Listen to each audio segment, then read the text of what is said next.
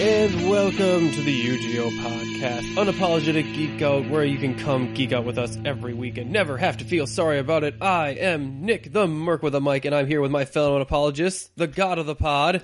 Travis. And my fellow news correspondent, the man with the news, Justin Zarian, and I never apologize, so don't you say I feel sorry about this stuff.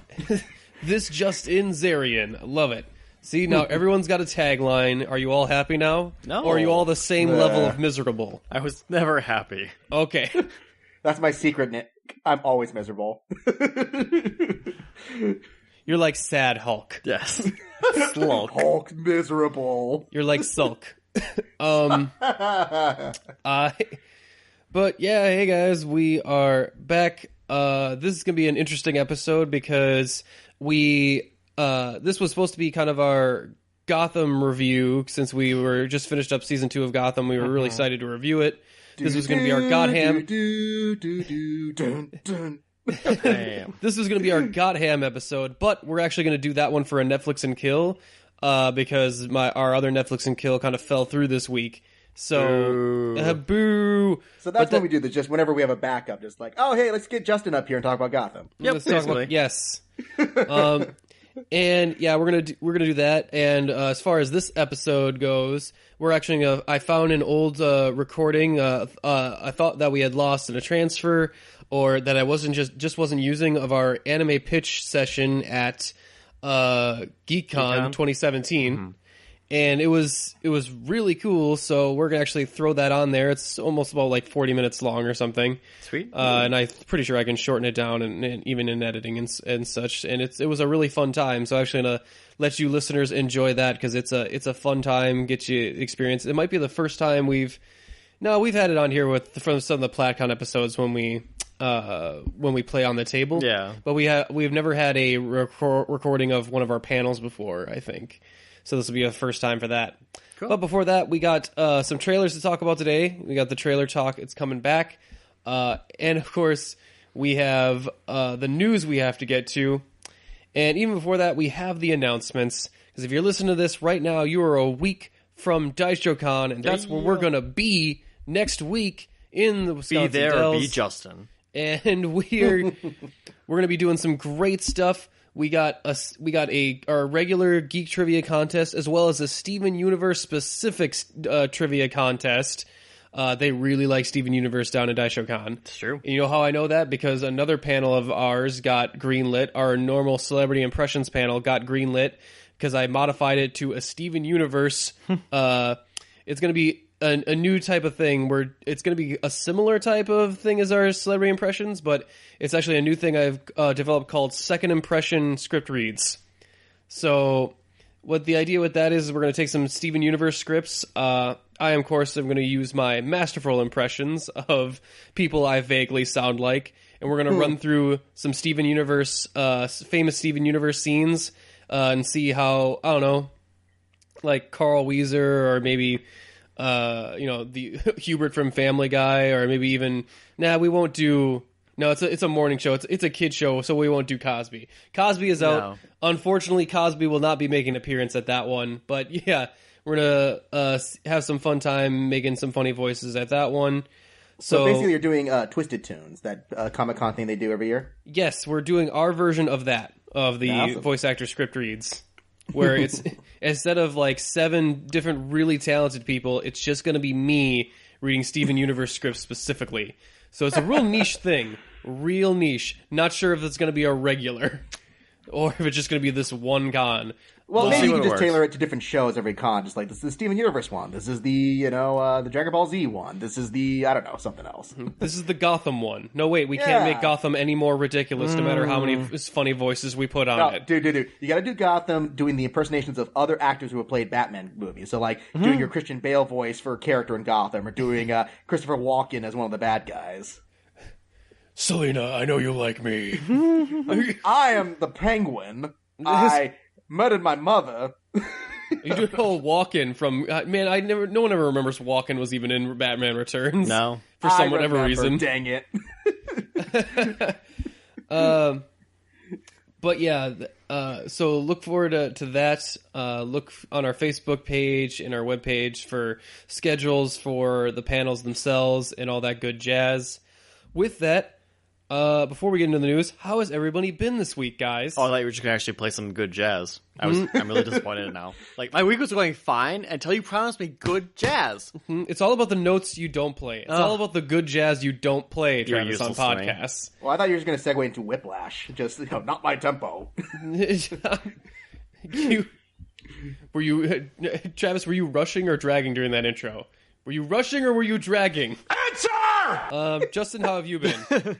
Oh, I didn't know Travis had anything. Did you have anything you wanted to talk first? He's got nothing. I'm good. That's what he always does that whenever he has nothing to talk about, is just focus on one random word and completely like, well, I don't really have anything significant to say, so let me just fuck up Nick's flow right now. That is my Joe. I'm the flow wrecker. You are the... Man, that is the worst DJ name ever. Some people are flow riders. You're a flow wrecker. So Indeed. there we go. And welcome to the stage, Travis, the flow wrecker. We all want you to leave, actually. We need to clean up the dance floor, so we get him here as the cleanup crew. Cleaner now? Awesome. That's a fun job. Man. Anyway, I've been doing well. Just been doing some stuff with school. I helped out with a project for some students lately where they needed to film a demonstration for a TV show pitch. And so what I had to do was, because I'm just such an amazing artist, underlying quotey fingers, they decided to do this thing where it's like, oh, we'll take average people and decide, hey, see if they can do makeup jobs. So you get these, random dudes to paint designs based on famous makeup designs on other contestants. And it was embarrassing because they gave me the girl from Game of Thrones, Leaf, the children. Mm-hmm. And the problem is, I remember them now. They don't expect us to do a good job with that, but the biggest problem for me was they left the makeup kits open. And for those who don't know, if you leave stage makeup kits open for too long, the makeup dries out. Mm-hmm. So I surprisingly know that for whatever reason. I think I remember. Probably Fright House, to be honest. Yeah, from the Fright House. I think I remember that, yeah. Yeah, and it didn't occur to them. It's like, yeah, maybe you shouldn't do that so I can actually use the gray. And it just so happens the one color that didn't work is gray. Mm-hmm. And that's the color that you need to make Leaf from the design. So I just had to wing it where I'm just like, look, I'll get black and some white and try to mix it all together. And I'll have to send you the link because they posted on YouTube at one point, but it didn't turn out very well. I think the term they used to describe it was Mary Poppins-esque because it looked like the chimney sweep guys because of how charcoal gray it looked. Oh, jeez. I'm Mary Poppins, y'all. We are the children. We've lived long before man. But okay, so that's the downer news. It was fun. We had a great time. They actually want me to come back because apparently I was the one guy who was keeping things afloat on the show. Because no offense to the host, who was one of the other guys in the program was the host for it, and he's a really really nice dude. We hang out in movie nights every week. He's not a very good actor. No. He's one of those guys where he could be a really good, he is almost literally the splitting image of, what's his name from Arrested Development? The brother? I mean, not the brother. Maybe's dad, the guy with the mustache and the never nude. Oh, fuck. Yeah, I don't remember his name either. David Cross. Yes. Yeah, he is David Cross's hipster, nephew, almost, pretty much. But yeah, he would be better for roles like that, but playing a charismatic game show host is not his strong suit. So, but they were like, yeah, hey, when we do our next project, we're totally going to hire you back. So I'm like, hey, I must be doing something good. But the other big news, which I talked about off mic, my sister got engaged. So yay! We are very happy. Now, this comes with a funny story, and funny, I mean funny, humorous, and sad. The best kind. Yes. So, again, I've mentioned it before about my religious background of being Latter-day Saint, Mormons, that kind of stuff. And my sister, she's decided to be a bit inactive with religious observance, which is fine. It's her choice. She's an adult. She can do whatever she wants to do. Same with her fiance as well. The problem is, while my family's all cool with that, hey, just go your own path, choose your own decisions kind of thing, his side of the family, they're the kind of people who give religious people bad names where they go to church, but basically they just do whatever the frick they want otherwise. It's just all for appearance sake. So the instant they found out that he was like, yeah, I'm getting married to this girl and we're also not going to church very often, they were just like, what? And they pretty much threatened to boycott and not attend the wedding if he decided to marry her. Like, they were doing everything in their power to try and bully him into going back into church, including trying to break him up with my sister. That's pretty terrible, yeah. Mm-hmm. Yeah. That is a fun story. And it gets even weirder because, I mean, thankfully, the fiancé just kind of, decided to grow some balls and just go like, you know what? This is my decision in my life. I need to just do it. And that's the only reason why they got engaged, because she just, decided to make his own decision on that. And while his mother has gone kind of a schizo route of going like, oh, suddenly I'm cool with it, for no reason whatsoever, which is really scary. Sounds like a plot. Well, you missed the scene where they reconciled with the son, where they played the soft music, I really hope that was the case. But the other problem now is that he's technically living with his grandparents at their condo, and there might be a very realistic threat that they're going to kick him out of the house if he, decides to go this route. Oh. So there's some drama right now of when they're going to get married, because they wanted to wait until March for like a good spring break wedding. But they might try to, speed rush a wedding during Christmas now, because, it wouldn't do any good if he had no place to live. True. Well, I love this. Not like a religious family that doesn't care, and a faux religious family that does care. It's like the Capulets and the Montagues. If the Montagues didn't give a shit. Yeah, no, and that's one of those things, and that and that's what I'm saying too. It's like, again, like I said.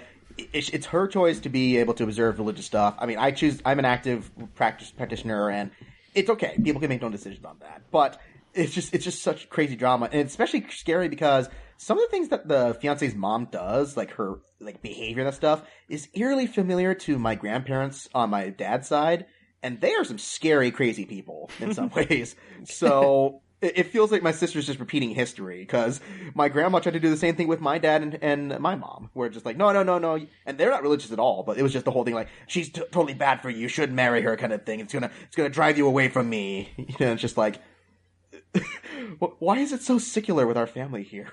You got a problem. See, yeah, that's why I'm agnostic. This shit is a lot easier. It's way easier to keep track of.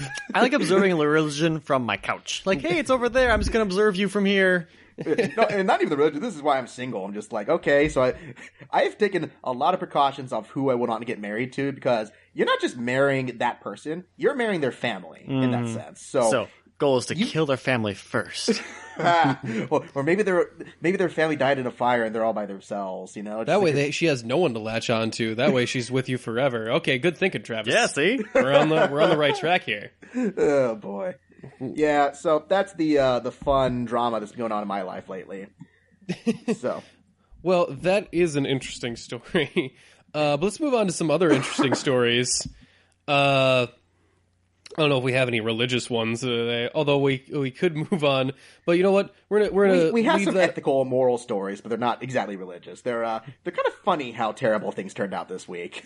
Well, we're gonna kick it over to This Just In with Justin. Oh, we're moving back to Justin? I mean, we didn't really leave him in the first place. He's still we don't have a correspondent, so we're gonna pretend this is a different Justin. I'm still sitting here at the news desk, guy. I haven't left. So. I just want to use the segment. God damn it, Justin 2.0. I created a jingle just for this. We're using the jingle. So on that note, it's weird because it's been a busy week, but not with news that's all newsworthy. I mean, obviously, the big news that's been dominating this week is just all the freaking scandals. Mm-hmm. Oh, yeah, not great. Every which way you go, there's somebody who's... and I'm going to say this. I really, really hate the moralistic approach that we approach this with, because on the one hand, yes, if someone has done, sexual misconduct or any kind of, rape or criminal activity that deserves to be punished, it deserves to be looked at seriously and taken seriously and punished. On the other hand, it comes at such a frequency that it's just insane. It's just insane watching this, and once it's a thing where I think was brewing for a long time. It was just kind of waiting for what was going to break the dam, what was going to make people feel like. A lot of this is just people feel comfortable, like, oh, people will believe me now, so let me go and accuse this person because I know that there will actually be consequences for their actions, and or at the very least not losing your own job. Right. I feel like that's what was really keeping a lot of these allegations back. It was just that people had the belief that it wouldn't matter and it would only hurt their career. Yeah. So it's once that was proven oh, no, we can have some justice. I think that's what really, when it rains, it pours, man. Mm-hmm. It really does. And in this case, it's a tidal wave coming down on Hollywood. But it's just sad. I mean, and especially because there's a lot of these actors who are getting accused who I really do genuinely like their work. But, again, Kevin Spacey, Dude, they're replacing Kevin Spacey. Did you hear about this? No, so here's the thing. So they are replacing, like Kevin Spacey, there's the movie called All the Money in the World. I think Nick and I, we talked about this on Breakfast Pub. We did for when we had to cover for Chris that one week. We talked about this trailer specifically. Yeah, so this is one where Kevin Spacey was playing John Paul Getty I, which is the story about the kidnapping of his grandson, John Paul Getty III, that, really happened, and the idea that he was refusing to pay ransom because he thought it was just a scam to get money out of him. But because Kevin Spacey, so from reportedly what they said is that it only took 8 days to film his sequences, so it's not like it was a huge recasting thing, but they're actually going back and not delaying the movie's release, not pushing it back in any form. They're going to recut all of the sequences, digitally edit him out in certain parts, and then recast him in other scenes with Christopher Plummer playing his role. So they're pretty much just erasing him out of the movie with a month to go before the movie comes out in the theaters. That's pretty impressive, actually. Yeah, that's insane. That's an insane amount of work. And, I mean, to be fair, Ridley Scott has pulled off some visual trickery like this before with, even little things where you're like, oh, wait, Matt Damon's facial hair in The Martian was all CG? Like, I never would have guessed that. But really? Wow. Oh, yeah, he does not have a single bit of actual facial hair in that sequence. They edited all that beard on him. Oh, and you know what? They probably, that's what they used that's where the Henry Cavill's mustache is going to go. Yeah. They're going to digitally remove it and throw it on somebody else's face. Or Justice League. They probably just declare it a monster. Just put more facial hair on Aquaman. Just all the excess facial hair goes on him. God, where the hell did this mustache come from, man? Yeah! But yeah, so, that's, I mean, it's unfortunate. Kevin Spacey, he has a lot to answer for because, it was funny. I was talking to Martin Thomas from Double Toasted during the New York the New York party that we went to. Oh yeah, the Double Toasted guys had their New York party. That sounded pretty fun. Yeah, which, by the way, meeting everyone in person again, they're just a great crew. If you guys, for anyone listening here who has never heard of Double Toasted, give them a shot. Check out their YouTube channel. They are really legitimately very funny, very charming people. But we were talking in a big group with Martin just after the show that we did there, and he was just like, I said it on the show that, yes, this was an event that happened 30 years ago. Nothing happened all the way. It was still horrible. But if it had just been this one thing, and then literally the next day after I said that live on the show, like 3 or 4 more allegations came in going, oh, no. He was doing this even recently, on House of Cards. Mm-hmm. So it's just sad. I mean, and people have their demons, people make mistakes, but it is something that needs to be answered. This is not appropriate behavior. It is not acceptable at all. So, although it comes down to the point that a fictional president has more consequences for sexual allegations than the real president. Well, I mean, for all we know, I'm not even going to go down the rabbit hole again. It's like, yeah, there's nothing in court that we can prove with Donald Trump for Foley. We have to still investigate. This case, we do have some very clear evidence, at least on Kevin Spacey. Yeah, I remember I said something similar as Martin did when it first came out. I was like, as far as the other scandals goes, this one was like on the lower tier for me. And I thought half of his apology was pretty good. The other half was atrocious. Yeah, that was the thing that really skewered it. We're just like, Kevin, it's not about you, man. Mm-hmm. Really, it's not about you. It's well as far from you as possible. Yeah. So yeah, then when the next day happened, I was like, oh Jesus. So that cinches that one, doesn't it? Yeah. So then, I mean, again, I'm not going to try to go through all those stories, but I mean, if you want a laundry list of the people who got accused. Louis C.K. just the other day, there was the whole thing about the masturbation rumors. Turns out they were true, and he confirmed they were true, and he's, unlike Kevin Spacey, he's accepting full responsibility for that one. So, It still doesn't say the fact that they're going to cancel his film, the new one that he was coming out with. So, that's punishment for him. Jeffrey Tambor is being investigated for some reason. I'm shocked by that one. There's a bunch of people. I mean, even Matthew Weiner from Mad Men, one of his writers who won an Emmy for his show, is accusing him of sexual misconduct. Damn. The one, though, the shocking one that turned out to not be true, that even the mother of the victim did come out and say it, is the one that was against Charlie Sheen. So, really? For those who don't know, Charlie Sheen was being accused, saying stories about Corey Haim that he sexually molested him at age 13.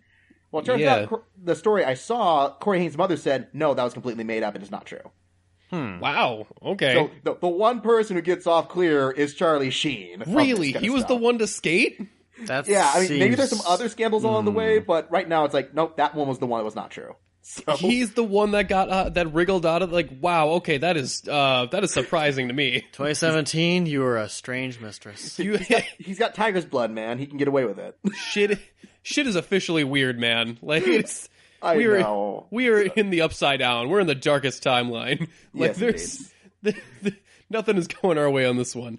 No. So I just wanted to front load that just to get it out of the way. I mean, most of the other news has nothing to do with that. While we're talking about meaningless fan stuff, do we talk about Tyrese Gibson for a minute? No, God. Do we have to? I mean, do we have to? We did. Tyrese Gibson's essentially just having a meltdown on the internet. We talked about it last week before shit went real nuts. Yeah. We made the mistake of talking about it like a couple days before he made his next video he put on Instagram.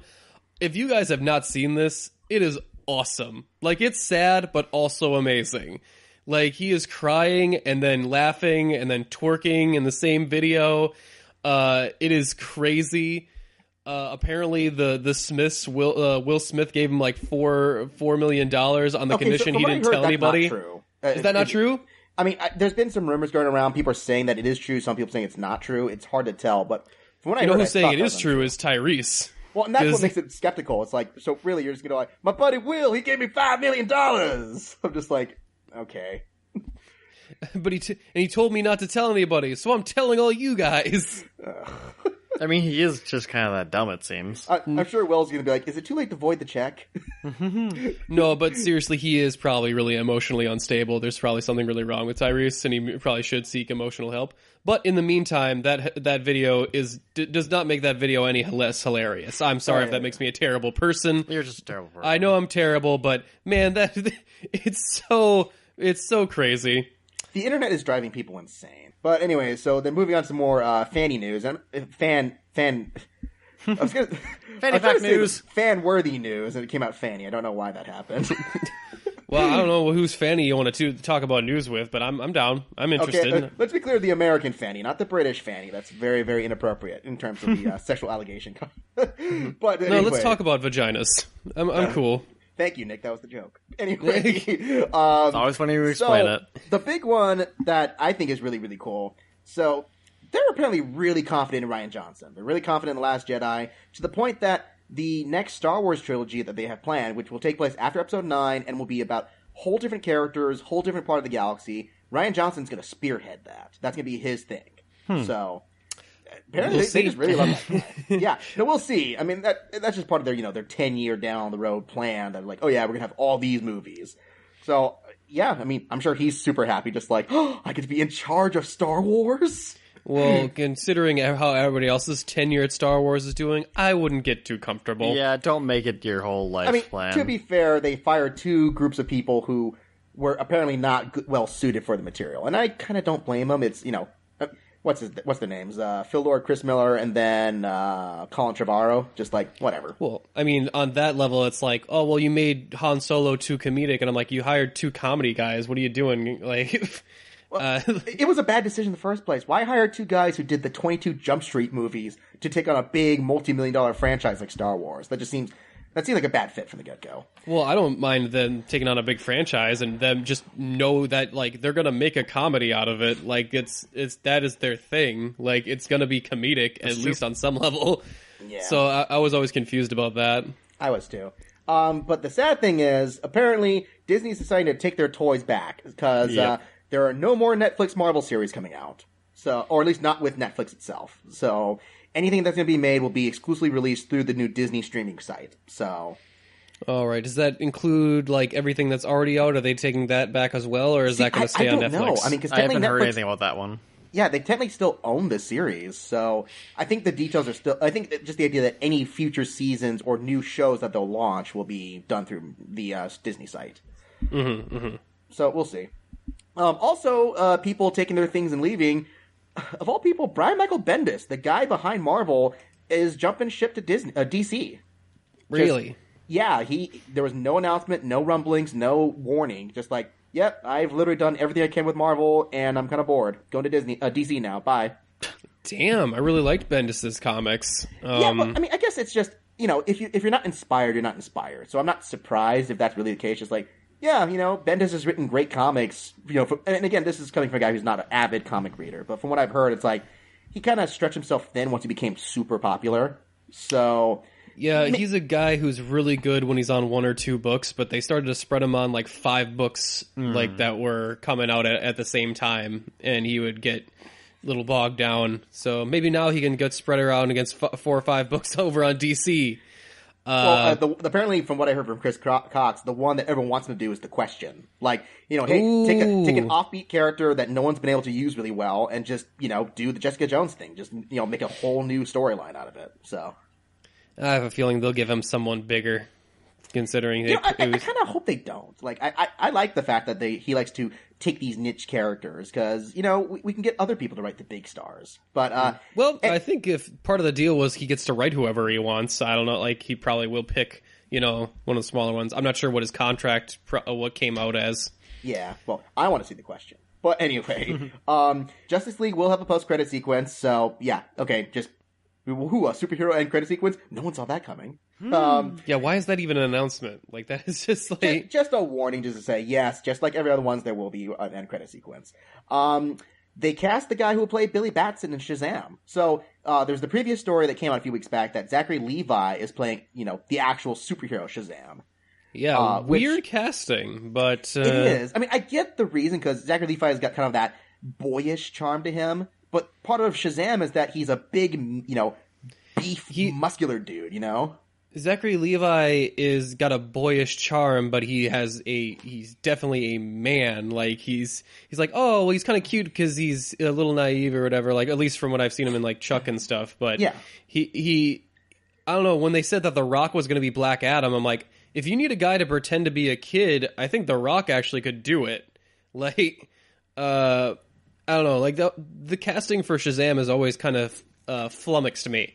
I'm not really sure what's going on. The Rock, they made the comment to on Breakfast Pub that they wanted someone who was ethnic to play Black Adam because Black Adam is an ethnic character. So okay, I mean he's supposed to be Egyptian, right? It's part of my issue I have with the brown races, quote quote, where it's like, oh, if you just have any slight darkness to your skin, you can play anything. You can play New Zealander, you can play Hawaiian, you can play South American. And it's just like. Well, hell, if you're Scarlett Johansson, you can play Asian, too. Like, the rules just don't seem to apply to anybody. Yeah, again, and also me personally, it's like, okay, seriously, you get, for a film that's predominantly about an Armenian in The Promise, you get a South American Guatemalan actor to play an Armenian. That's not even close! But, okay, that's just my little... It's brown.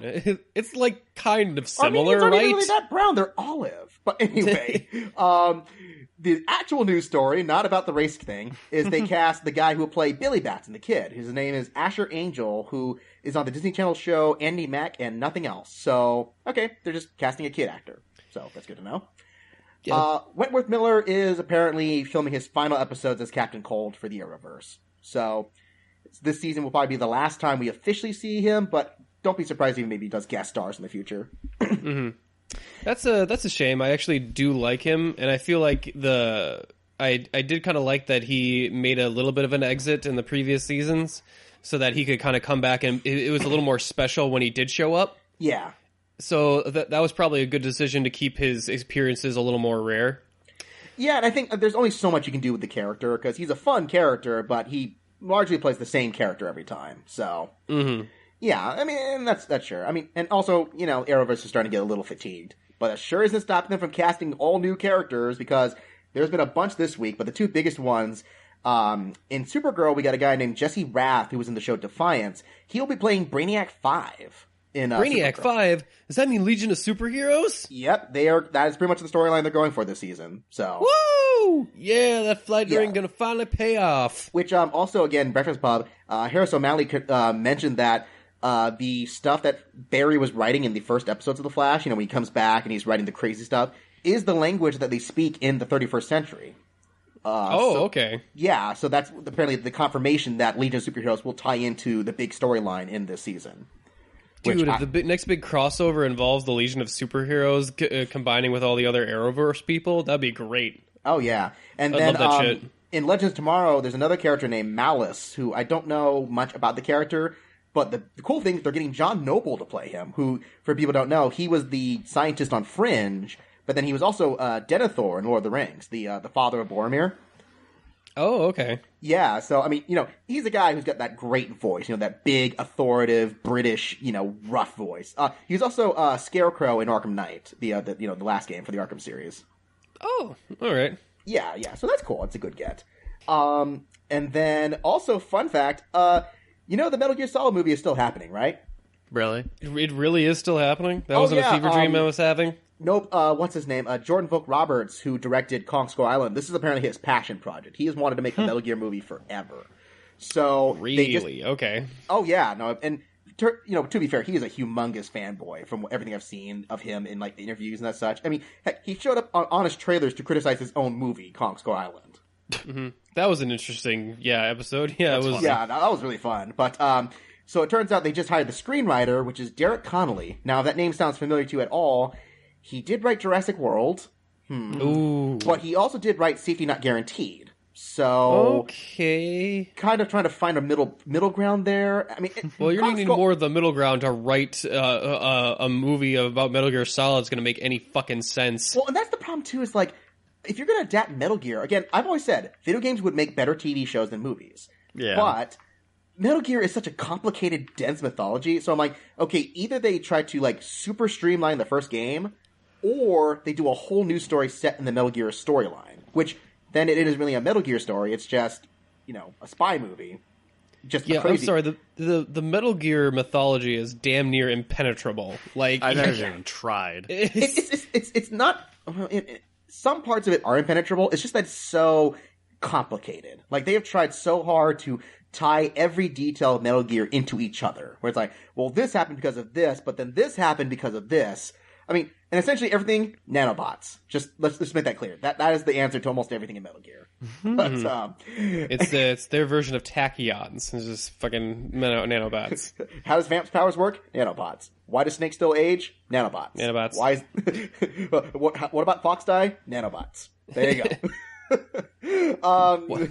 Why can't you believe it's not butter? Nanobots. This is interesting just for the film historian and film nut in me. There was apparently a film that Orson Welles never got to finish called The Other Side of the Wind. It was his last film, and I don't know exactly what happened. It was either when he died or just that the production failed.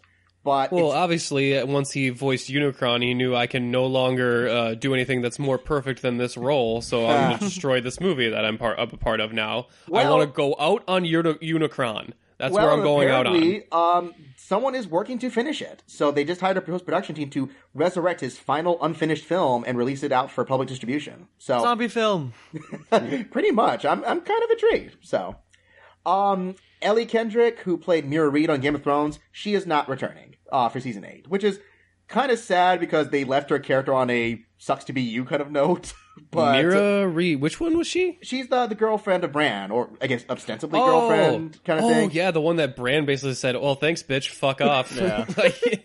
Yeah, so I'm like, okay, I mean, unless she's lying, which could very well be possible, but it's like, so you pretty much she's not important enough of a character to lie about it. Yeah, but at the same time, it's like, it's such a downer that they're just like, yeah, sorry, sucks to be you, but I don't care. Bye. I know. Yeah, her and her brother were just tools to get Bran where he needed to go. Yeah. So they're not important. Like and then Stranger Things will have a time jump in season 3 to account for the fact that their actors are getting older really quickly. That puberty, it's a son of a bitch. Mm-hmm. Yeah, because I think the only actor who's actually the age they cast for the role is the guy who plays Will. Yeah, he's the only one that's actually like 8 13. or something. No, he's 13. Yeah, so is he 13? Yeah, no, and that's the thing is that they're supposed to be playing 13-year-olds, but everyone else is like, the guys who plays his friend are like 16, 15, and then the people who are only a few years older than them are like in their 20s, early 20s. Okay, I'm just fucked up because Will is so much smaller than all the rest of the fucking crew. No, but that's why he's the youngest guy in the group of friends there. So, which I mean, I love that actor who plays Will. He was the guy who played Charlie Brown in the Peanuts movie. Yeah, when I found out, I'm like, oh, hey, this guy's just really talented. But yeah, so expect that in season 3. I still have not watched season 2 because I made a promise to my parents I would wait until Thanksgiving to watch it with them. So, It's pretty good. You and your parents will have a good time, all right? Oh, yeah. No, we're excited. I mean, and they were shocked they liked it as much as they did, because they're not a big fans of horror. But I'm like, no, trust me. Everyone tells me the show is good. I think you guys would enjoy it. And turns out I'm right, like usual. So, Like usual. Indeed. So there was a bit of worry for Westworld because a guy who I really love as an actor, Zahn McClarnon, who played the Indian hitman in Fargo Season 2, he got a head injury on set. And so that was worrying. They're worried that we're going to have to delay the production of Westworld Season 2. But then shortly afterward, Evan Rachel Wood and HBO confirmed, no, don't worry. It's coming out spring 2018. So just so you guys aren't concerned. Yeah. Well, that's good. I gotta watch something while I wait for Game of Thrones. Yep, that's exactly what everyone else said. Amazon has ordered The Boys, the adaptation of Garth Ennis's comic, for an 8-episode season. So that is happening. And I have not read this book. I hear it's very much like other Garth Ennis comics. It's very dark and nihilistic. I have. It's not only dark and nihilistic, it's one of his more... How should I put this? It's pretty potty humor, gross, kind of like if you gave a 13-year-old the license to make a comic. It has vile sex jokes and word murder. I'm not gonna lie, I actually kind of liked it because it's this dark parody of superheroes. Okay. Imagine superheroes if they were all had the sexual allegations accused of them of Hollywood right now. Only it was all the superheroes. And get this, the cosmic events that happen every year, the crossovers, that's their excuse to go and have an orgy every year where everyone fucks each other. Yeah. They go. They pretend an alien race is attacking them every year or something. And then isn't that the idea that the boys are kind of like the enforcers of their world, like to make sure that they're doing the right thing? Yeah, in case a superhero gets too big for their britches and starts to really become an asshole, they're the ones that kind of go out and usually beat them senseless or kill them or take them out. Yeah. Okay. It sounds so heartwarming, doesn't it, Travis? It sounds like something. Well, okay, so the crazy thing, too, which is, again, Chris Cox making the point, apparently the lead guy is very clearly Simon Pegg, like, in style of writing and visual look. So I would be very intrigued if they could actually get Simon Pegg for this. I mean, he might be a little too old now, but I would be interested in that. If they actually said, this show being led by Simon Pegg as a dude who beats up superheroes, I would be totally into that. I think he would be on board. What network is this again? Amazon. So Amazon, okay. So it's possible. I mean, Amazon has some money and some weight to put, to throw around, so...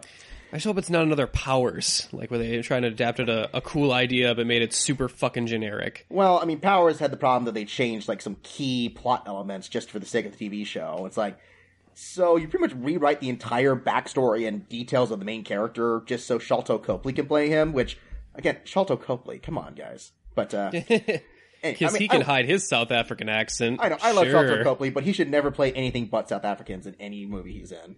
Sorry, that accent is too pronounced. He cannot. No one can hide that accent. It's a Herculean feat. It's maybe Russian, like he did in what was that movie? Hardcore Henry. It was like, okay, it's so goofy sounding, he can get away with playing goofy, cartoony Russian characters. But anyway, because oh boy. So Joe Johnston, the director of Captain America: First Avenger, The Rocketeer, and many other stuff, he is officially retiring. So.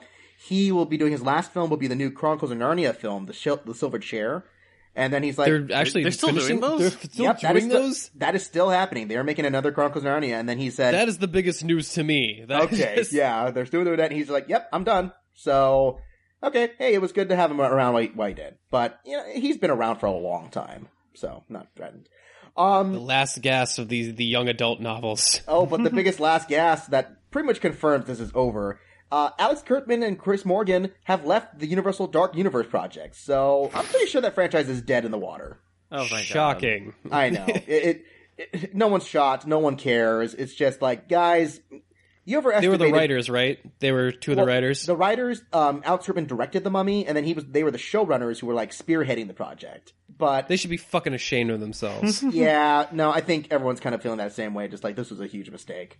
But, I've seen worse films than The Mummy, but as far as flagrantly trying to start a universe when you have nothing, that shit was egregious. DC actually has something up on them. No, I swear to God that DC is actually doing a better job of creating their universe right now than the dark universe. Well, at least like people are interested in seeing a good DC movie. I mean, not that I wouldn't want to see a good Mummy movie or Dracula movie, but really, no one's clamoring for that, and no one's clamoring for a $200 million action movie with the Mummy slapped on it. It was just dumb. With Tom fucking Cruise. Yeah, that's the probably biggest issue, honestly. Yeah. And then the last story is the joke story that I posted on here. But apparently, people are trying to think of new ways to stop crime and to, deter criminals. And they kind of understand the millennial generation going on, or at least apparently a station in Michigan does, because a local police station there said that their way to threaten criminals is that the jail cells that they will put them in will have giant posters and images of spoilers from Stranger Things. Those monsters! What? Okay, I know we've had a lot of discussions about police violence, but you've gone too far, sir. You've gone mad with power. This is... Hey, man, that would keep me out of jail. I'm like, no, I don't want to know. I don't want to know. Look, I joke and everything, but hey, if they're gonna de-escalate a situation with a threat of spoiling something, I can accept that. Sure, I mean, do that instead of pull your gun. Who knows? It might be more effective. Though it'd be funny if somebody who didn't care just like, oh, okay, just a hostage. This is a hostage situation. Sir, come out with your hands up. Release the hostages. I will die. You got to take me with. I'll see you in hell. All right, you forced our hands. Barb, do you want to know if she does get justice? No. Okay, fine. I'm done. I'm cool. Just... You want to know who wins the Iron Throne at the end of season 8? What? No. Do you know if Jon Snow is alive or dead? I'm not caught up. Damn it! HBO Go is just so expensive. No, that'd be funny if that was like, do you want to know if Jon Snow is alive or dead? BS! Everyone knows it's a fake. Everyone knows he's alive. You're gonna have to come with more to the table, cop. I have been on the internet. I understand a movie. I understand Superman's not dead and Jon Snow isn't either. I have a general concept of narrative structure. Oh man, this guy is good. Take him out. Get the snipers in position. It actually kind of reminds me, I went to go see that movie, Lucky Logan, that came out this summer, which wasn't all that great anyways, but one of the funniest parts was the prisoners at a jail hold a riot, and part of their demands is to get printed copies of the last 2 books of Game of Thrones in their library, because everyone wants to see what happens. I'm just like, okay, hey, I mean, they know their priorities, apparently. Oh yeah, but before we wrap up the news segment and go into the trailer talk, I just wanted to mention, it turns out I was fucking right again. I know Justin was the one I was right. I know you were asking about what, but... No, didn't ask that. Our last episode, Thor Ragnarok, I was mentioning during our review that there was a certain scene that I thought might have been cut for Valkyrie. Yes, the gay one. Oh yeah, yep. Where I was like, I think Valkyrie might have was supposed to be coded as being gay, and there was some sort of scene that got cut out to really force home, or like, her lover sacrificed herself to defend her against Hela, like that whole scene. Mm-hmm. No, so apparently it was going to be that she's bisexual, not just gay. Yeah, apparently there was a scene cut where she wakes up from bed with a woman, so she's at least bisexual. Right. Yeah. I'm not sure if there's a dude in the mix there too, but there was a woman in the bed. That was the biggest thing. Yeah, so apparently from what's been said is that Taika Waititi, that was not his choice. It was some studio head who decided to make it that executive decision. Yeah, it sounds like he was none too happy about it either. Oh no, he was not. Well, you can get it from his perspective, because it's not only is it a fact that like, hey, why are we cutting out this representation, but also it kind of fucks with the narrative flow for her character. Like, just on a structural level, like, hey, this is important to get across why she's fighting and why she's kind of fucked up, and like it's another element to why why she might be super mad at Hela. That being said, I mean, it didn't feel like it was terribly missing. Like, I felt like the fact that she slaughtered every single other Valkyrie other than her was already motivation enough. So it would be, except for the fact that they stop and show one particular Valkyrie protecting her. No. The reason because if they had cut that scene too, then it wouldn't feel as weird. No, but the thing is, the one who died is the actual Valkyrie from the comics. That's the big thing about that, is that that's the original design of Valkyrie in the comics. So they're like, oh, it's the way they introduced the original character and then killed her off in the same exact scene. So Sure, I noticed that too, but you got to admit there's a whole element of her protecting Valkyrie that is like, that is weird, and that they never bring that up again later. Right, or they never like acknowledge it when she approaches Hela. Like nothing happens. Like you need one or the other, guys. Mm-hmm. Well, it's the problem too of having someone who's meant to be the other, like, kind of like the secondary hero in the story, but it's a Thor movie, so there's only so much time you can devote to the other characters in the film. Which, man, it's like we're developing Thor's character anytime soon. And I'm not talking about having a whole separate scene, but having her wake up in the bed couldn't have been a whole lot of time, or having a dialogue line between Hela and her, like, "Oh, back for more? Didn't you? You don't have your girlfriend here to sacrifice herself to you again, or something?" Yeah, and like some petty shit. Like it's not a whole lot. Yeah, I mean, it wasn't necessary, but it wouldn't have been offensive to put that scene in there, I don't think. It's just like, okay, that would have been just another detail to add onto the character. But yeah, so that was a thing. I was like, yeah, I pretty much. It was interesting because I like when I was watching, I'm like, I definitely get this feeling. I wonder if I'm being paranoid, and nope, I totally was right on that. Is that a form of gaydar? It's. I don't know. Like, man, I wish I had been able to record the review with you guys for Thor Ragnarok because I hadn't seen the movie up to that point. But gosh dang, that movie's so good. It's good. Yeah, wasn't it fun? Oh, it really was. I got to see it at New York with the other Toasties and that stuff from the party.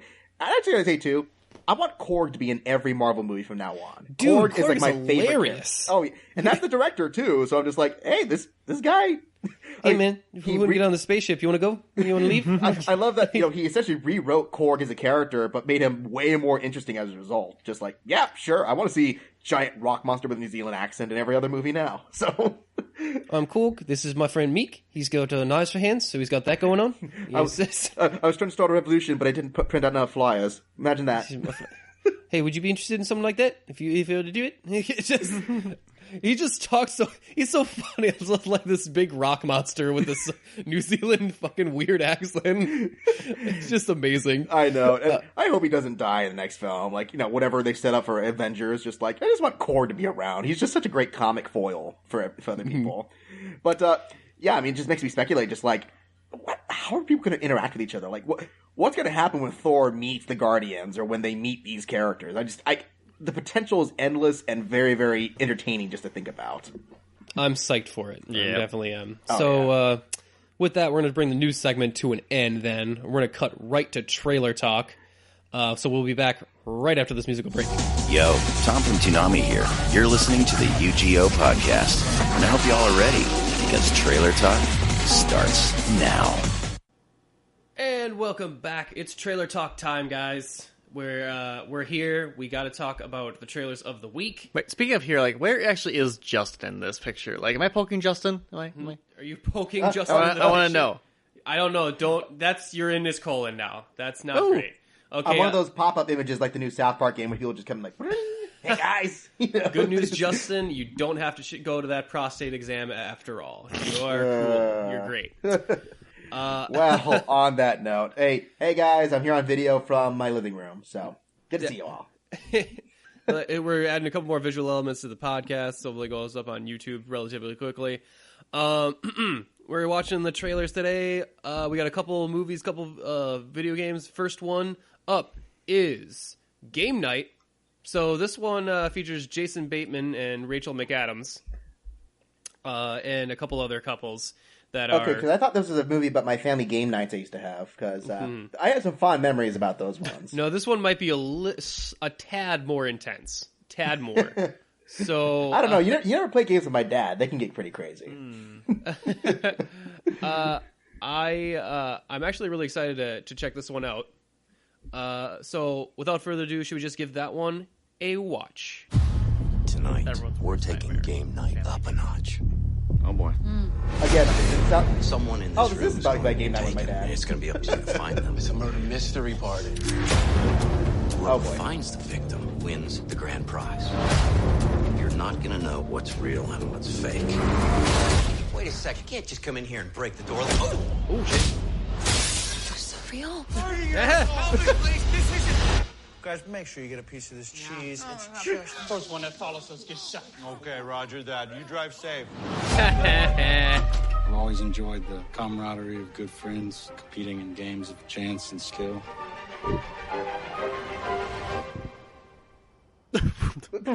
Okay. Did we follow him? It seems like it. Ryan, you go first. I'm scared. Don't make me go in there.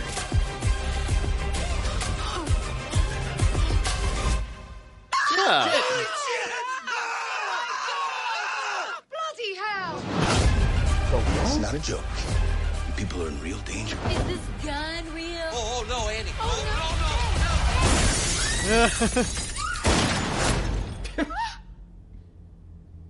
Blood? Yeah, blood. I didn't like that.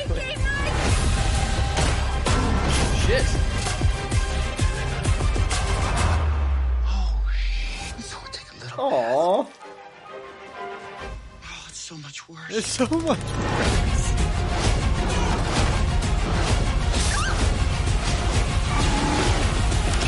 Stop! Wait, I have kids at home. Not with an ass like that, you don't. Oh. Well, thank you. Oh, fuck. Yes! Oh, no, he died! This is instructions on how to remove a bullet. Didn't have rubbing alcohol, so I got you this lovely shard. Good idea. Way to pivot. And then a squeaky toy. For the pain. That's smart, huh? Oh my god. What the frick is this? This looks kind Okay. of fun. All right. I don't know. When I saw this, I was like, "Oh, Jason Bateman, typical comedy." They teaming up. What are they teaming up with Jennifer Aniston again? No, it's Rachel McAdams this time. Okay, whatever. I mean, same thing, but This trailer, I don't know, guys.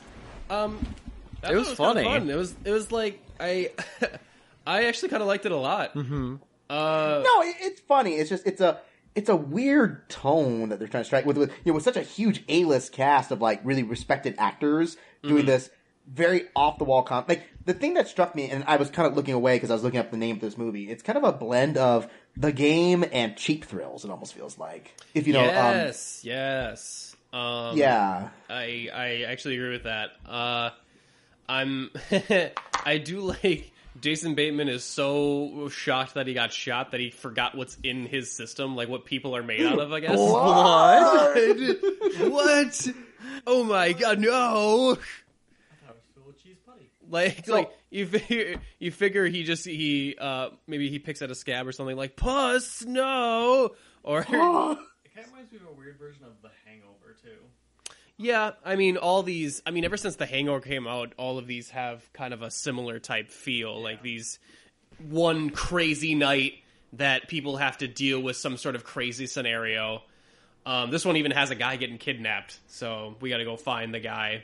It's true. Which, I mean, I'm happy to see that actor getting work again. What's his name? Kyle Chandler. I really love that dude. Like, anything I ever see him in.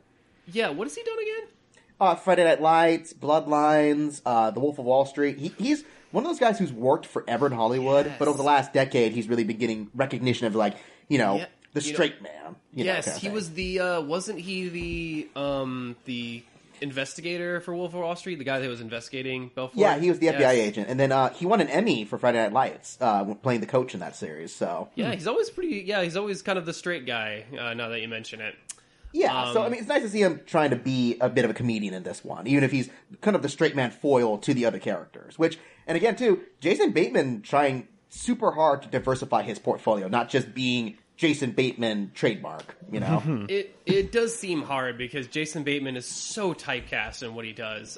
We just watched the Ozarks, and that was really good. He's stretching his acting ability, and he can really deliver if you give him enough to chew on. So yeah, no, I mean, I've seen him steal scenes in other movies, like State of Play, where he played a sleazy agent in that one. He was really good. What was it? The Gift. He was really good in that one too. If you guys see the other one with Joel Edgerton. Oh, yeah. I did not see it, but I heard it was actually pretty good. Yeah, no, I mean, he was surprisingly very dramatic in that role. I'm just like, yeah, who would have thought that he had it in him for that one? Mm-hmm.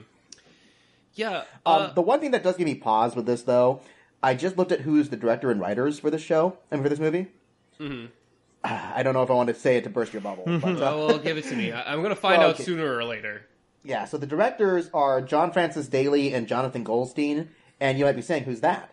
Oh, wait, well, I recognize Goldstein. Goldstein was, I believe, if I'm mistaken, he was one of the actors originally from Freaks and Geeks. Like, he was the younger kid in that one. And the last things that they've been working on, they did technically co-write Spider-Man Homecoming, but they were one of 6 writers who worked on that script. But the other thing they did was that Vacation remake. Oh, no. And Horrible Bosses 2. Oh, no, they ruined Horrible and Bosses. Cloudy with a Chance Eats Some Meatballs 2. Damn it. Yeah, Well, and even better, the writer is Mark Perez, who previously before this hasn't written any scripts since like 2010, and then the one he did before that was the 2006 movie Accepted. That one with Justin Long starting at college. You remember that one? Oh, yeah. And then he wrote the story for... oh, no. Even better. The last actual script before that, he wrote the Country Bears movie. The Bears? What? No. So, I don't know. Like, that trailer is still pretty funny, but I'm like, really? These guys are making this movie? It could also be really well cut. Yeah, I guess it could be well cut. I don't know. I thought, like, the squeaky toy joke where he's biting down on the squeaky toy. Yeah. That's funny. That was actually pretty funny. That's like, it's funny, yeah. It's an easy, cheap laugh, but it's pretty well delivered. Like, the squeak is actually getting more whimpery as the scene goes on. I thought that was actually pretty funny. Well, I think that it helps to get this A-list cast to work with the material. Because anyone else, it probably could have been, pretty cheaply done. Like if you got Ed Helms, Sorry, Ed Helms, I like you, but this isn't a movie for you. What I want is for everyone not to be fucking stupid in the story. I need... Yeah. This is what... Normally, that's what this mistake these movies make, is that everyone is so incompetent and dumb that they can't function and just do normal stuff. And we have to just wait for them to stumble into victory by the end. And I always hate that. I want to be actively rooting for the people. Even if it is a comedy, I want to be rooting for the person to succeed and, I don't know... At least not die. Win game night, or find their friend, or whatever the fuck they're trying to do. But yeah, you know what? I'm actually giving that one a shot. I thought that it gave me a couple chuckles. I would actually mind going and seeing that. Yeah, there's potential. I could be wrong. There's always a chance to make good movies. Even people who've made bad movies can potentially make good movies. So we'll see. We'll see what happens. Just imagine Jason Bateman's character from Ozark's taking a vacation and just like, game night. Oh man, I'm murdering more people again. Can't take a break here, motherfucker. But you know what? Let's move on to our next one because we got. Gaslighting has been a pretty popular thing right about now, but Batman has so far not done it. A lot of politicians and some famous crazy people have been part of the gaslighting game, but Batman has yet to be in on it in the animated scenario. So we're going to watch this latest trailer for Gotham by Gaslight. Have you seen this one, Travis? I have not. It's a very interesting story. It's steampunk Batman, basically. Okay. Yeah, steampunk Batman. Yeah, it's actually based on one of the most famous Elseworld comics ever written for Batman. So yes, indeed. And we're going to give that one a chance right now. So let's give that one a watch.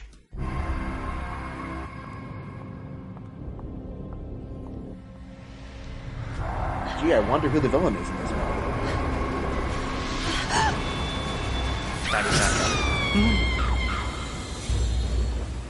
There's a butcher in this town preying on poor women, and the Gotham police stand twiddling their thumbs.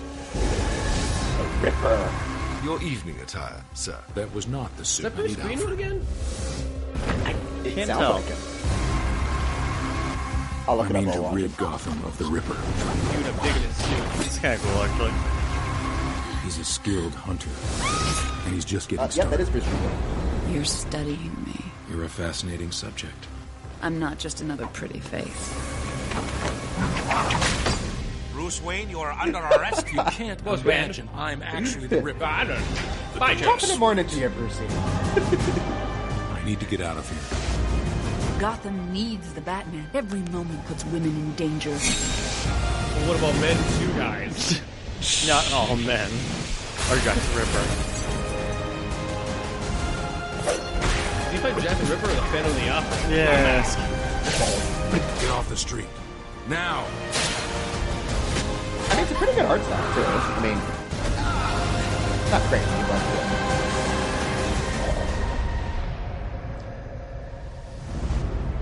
Yay! So that Interesting. was Gotham by Gaslight. Interesting. I always wonder, the sound design on this trailer seems a little weird to me, but that's always weird for these DC animated movies. I remember complaining about that with the Justice League Dark animated movie they did. Yeah. Where didn't that one actually get released first, like with no sound? Well, that was I think that was another movie. But this, oh no, you're right. It was at Comic-Con. Yep. You are completely 100% right about that. For whatever reason, they cut the sound mixing on the trailers is always fucking weird. Like there's an undercurrent, like when Batman is talking, and it's just like, wait, is the music actually playing behind him? I can't quite hear it, and then there's a big explosion, and then that's loud. I don't know. It's always better in the movie. Like it's always better. So I won't hold that against like it's a demo cut almost for the actual film. Yeah, and a lot of the sound mixing and stuff could actually not be done yet. Yeah, like, that could be a thing that they're finally putting the final touches on. I don't know what the order of what you do is when you're creating an animated film like this. The animated DC films have been hit and miss for me lately. They used to be like, wow, really, really good, like Red Hood. There have been good ones lately. I don't think they're all bad, but they're not all good either, to be fair. So, I remember back in the day was like Red Hood, Assault on Arkham, fucking Crisis on Infinite Earths. It was Public Enemies was actually pretty fun. I still like. I even liked.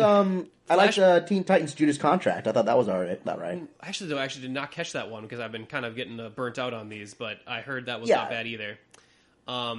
Which one you said? Flashpoint. Flashpoint is actually surprisingly fun, great. and I don't even like the Flashpoint event in the comics. And I thought Flashpoint the movie was actually kind of worked with a little bit tighter of a narrative.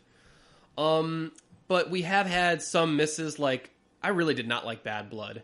Batman Bad Blood. I never saw that one, so it was really weird. Like they give Batwoman a gun for like no fucking reason. It's super weird and goes against her character. And yeah, what were some of the other ones?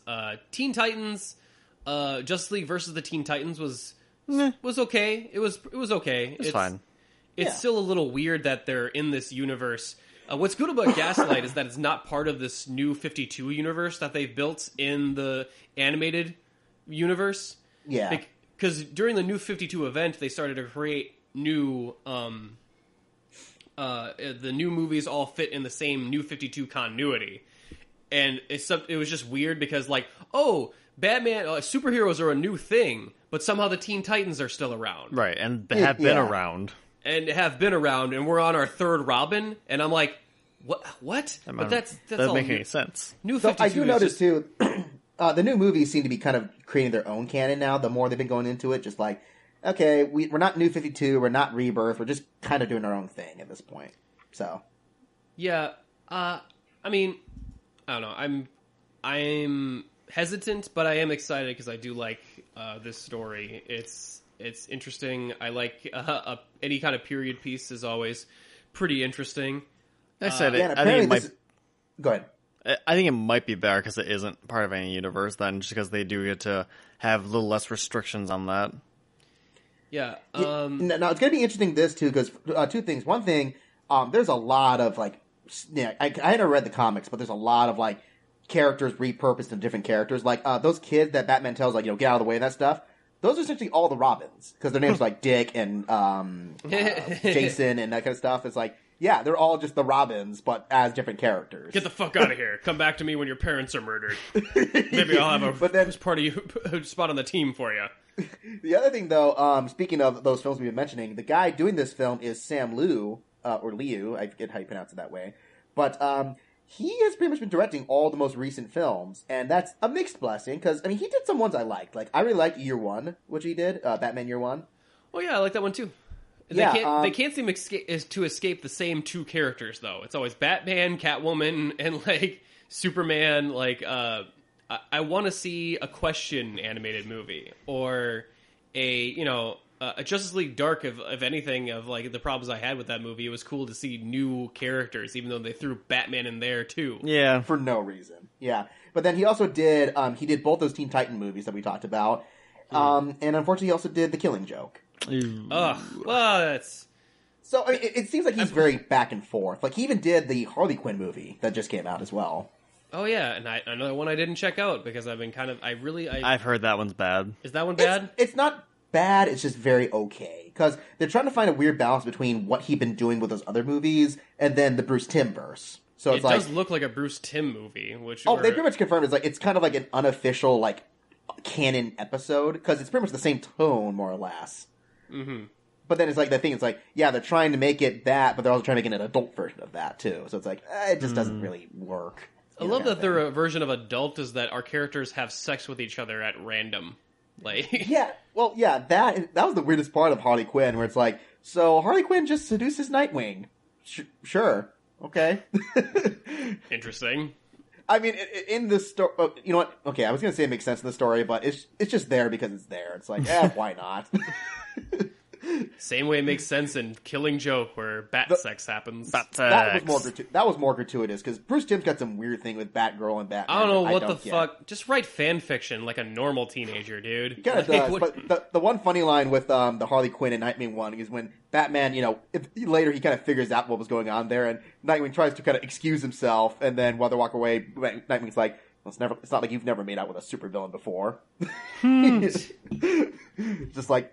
Batman is kind of a hypocrite there. And it's oh, you shouldn't have done that. It's excuse me, how many of the female characters have you slept with? Really? Let's get the receipts. Want to run through the fucking list, Bats? How about Selena Kyle? We got fucking Talia al Ghul. You want to stop me at 2, or we want to go on to some of our other sexual conquests? I mean, considering you had a son with one of those. Talia. Yeah. I mean, come Who's on, the new Robin dude. right now? Your son from a supervillain. Thank you. I mean, I know you're all about black, but stop calling the pot black. All right, Mr. Kettle, this is bullshit. I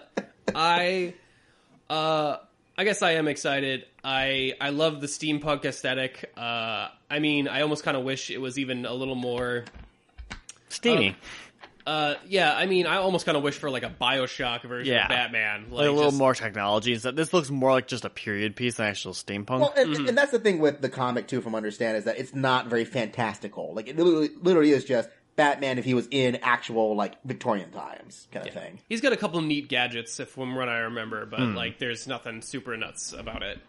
Yeah. So that's cool. I mean, and then they also got what's her name, Jennifer Carpenter from Dexter playing Catwoman. So awesome! I do not like her very much. That's the thing of she's not terrible so far in what I'm hearing, but I'm oh yeah, she's never my favorite character in Dexter either. So that could be just the only thing I know her extensively from is Dexter, and the writing does her no favors in Dexter. No. Oh yeah, like it does almost any female characters in Dexter. But.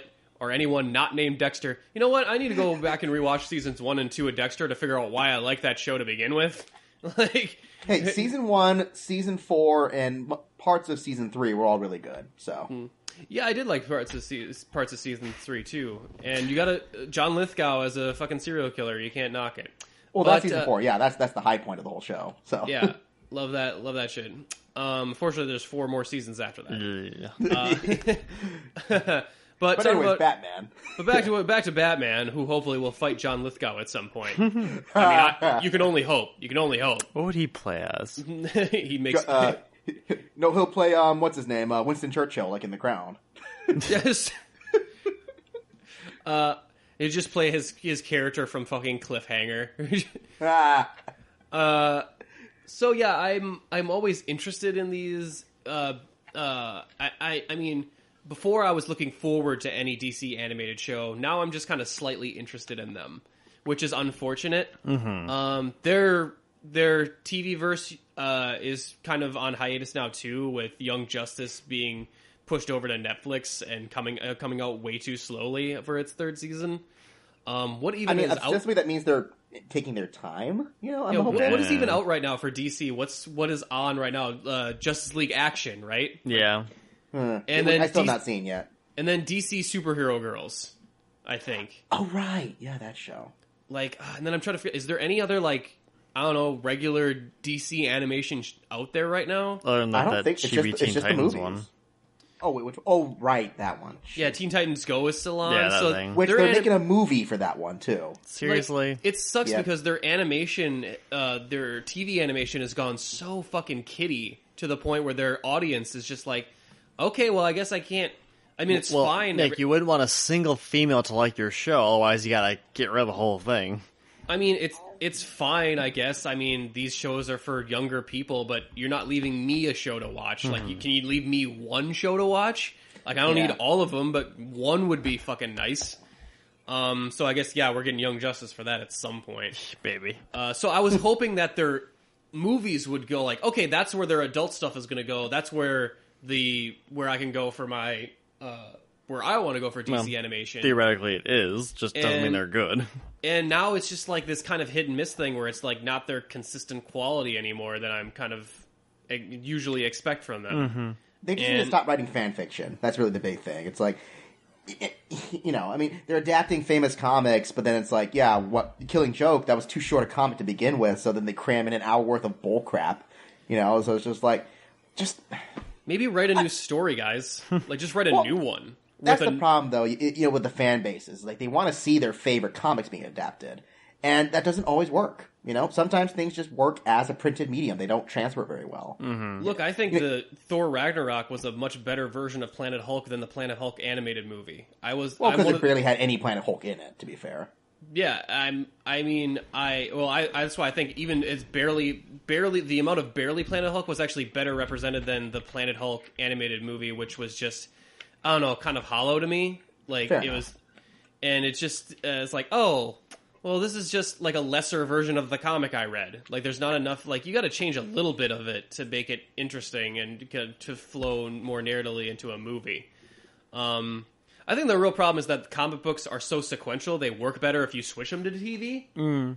Like, I think that's why Young Justice and Justice League Unlimited and all those other shows worked really well, is that they worked in an episodic format. Right. And when you try and squeeze one story arc down to one movie, you're really kind of just narrowing your focus, and you gotta, like, okay, what's bare bones? What do I gotta get in here plot-wise? And sometimes you miss the soul of what the comic is actually trying to grit across. See Watchmen. But or don't see it. We don't care. Well, I think Watchmen had its own set of problems that didn't. Even with the watering down, there was other stuff that would have hurt that movie anyways. So. Oh yeah, there was other stuff that wasn't helping it, but like that. That didn't help either. Yeah. No, there was another like none of anything helped Watchmen basically. I mean, and also DC's doing that in their movies now too. Of like, I mean, Batman versus Superman is like 2 story arcs, like Death of Superman and The Dark Knight Returns all in one, and then like, a bunch of other stuff crammed in, and then a bunch of other shit, and it's like, guys, like, I don't know, I'm disappointed because I felt like, okay, the DC movies can suck, DC animated is still kicking ass, and then like, oh, the DC now they all kind of suck, and well, the comics, I think Rebirth is actually kind of knocking back a little bit more, I think, because I wasn't into New 52 anymore. Look, I've sit down and realized 5 years has gone by, and I haven't like read a DC comic or many DC comics in that time. I've seen one good DC movie with Wonder Woman, and I've like watched one good like TV show, and that was Young Justice, and you fucking canceled it and made a thing that should have taken 2 years, 4 years at the time it came out because you mismanaged it. So even the good stuff, you're fucking it up and mismanaging it and canceling it because it not only has a lower fan base, because it has a wrong fan base because it was popular with girls, and girls don't buy toys or whatever the fucking logic is of that. So I don't buy toys either. Yeah, I don't know. I'm just like, come on, DC, pick up some slack, guys. You're getting the shit kicked out of you right now. It is not looking. It's not a good look for you, and so hopefully that this Gotham by Gaslight will be more of a return to form and something a little more interesting than I guess what I'm used to. I mean, I didn't want this to be a whole big DC bashing thing, but I don't know. I want to look forward to my DC superheroes again. And to be fair, I mean, it's not like Marvel's really pulling ahead with the animated TV. No, they're pulling the same shit. Like, but they at least have the Netflix shows, which are now up in the air because they may not be on Netflix anymore, but whatever. Well, anyway, I think we can bring that one to an end, to a depressing end. We're talking about Batman fighting Jack the Ripper. There's going to be some sort of depressing ending going on. So let's move on to our next one here. I think we'll make this one our last one. All right, which one's this one here? This one we'll do The Last of Us. Yeah. Well, how fitting. The Last of Us, We're gonna talk about this one's gotten everyone all kind of hyped up. What has gotten everyone so up in arms about The Last of Us here, the Last of Us trailer? Well, we're gonna find out right now because we're gonna get that one. This is interesting. I've actually not watched this one before, so I'm curious. Okay, well, it's supposed to be a little hard to watch, but we're gonna power through it. So let's give that one a watch right now. Yeah, messed it up. I messed it up. Yeah, let's give that one a watch. Ding. Trees. Oh, it's the Revenant. It's the Revenant. It's just a constant 5-minute sequence of trees. People. Nah, way more dangerous. I mean, it looks amazing, just visually. It does. No, the graphics quality is really high in this. That's their specialty, Naughty Dog. They just have the best game engine, I feel. Well, the thing is about it is that, like, with any other game, I'd be like, oh, this is a cutscene. But the cutscenes always look almost as good as the actual gameplay does. Mm-hmm. Oh, yeah. Well, we've kind of gotten away from that whole cutscene being a different thing nowadays. Hey. Hey, person I don't know. Don't look very good, though. Could use better days. You're not Ellie or Joel. Why am I watching you? Yeah, that's why.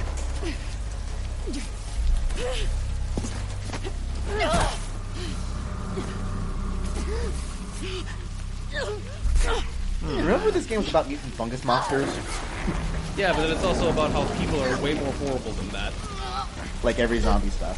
Pretty much.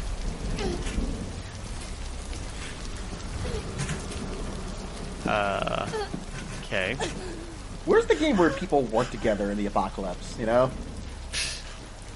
Just I don't think that would hold a great narrative there. No. It's possible. Isn't the end of the world enough of a conflict? With sin. If you ever met a person, I have. Free them. then you know the answer's no. Oh, so now it's that scene from It. Oh, she said something about sin. You know, these religious people in the apocalypse. As a religious person, I could... Sorry, but if the apocalypse happened, I'm not coming for you, Justin. I just assume you go nuts like all these other religious people. Hey, man, the Mormons have their stuff together. I'm just saying. You're right.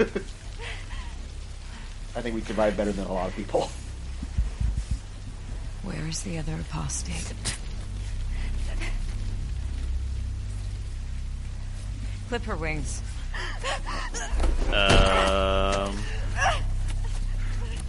You mean her legs? What is going on here? I think you said her wings. Ah. Yes. Oh! Oh!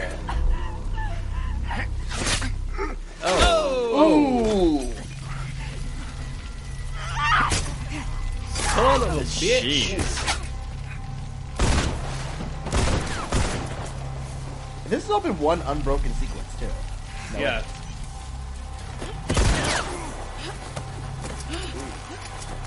Nice. Sucks to be you. Thanks for giving me leverage. Fuck.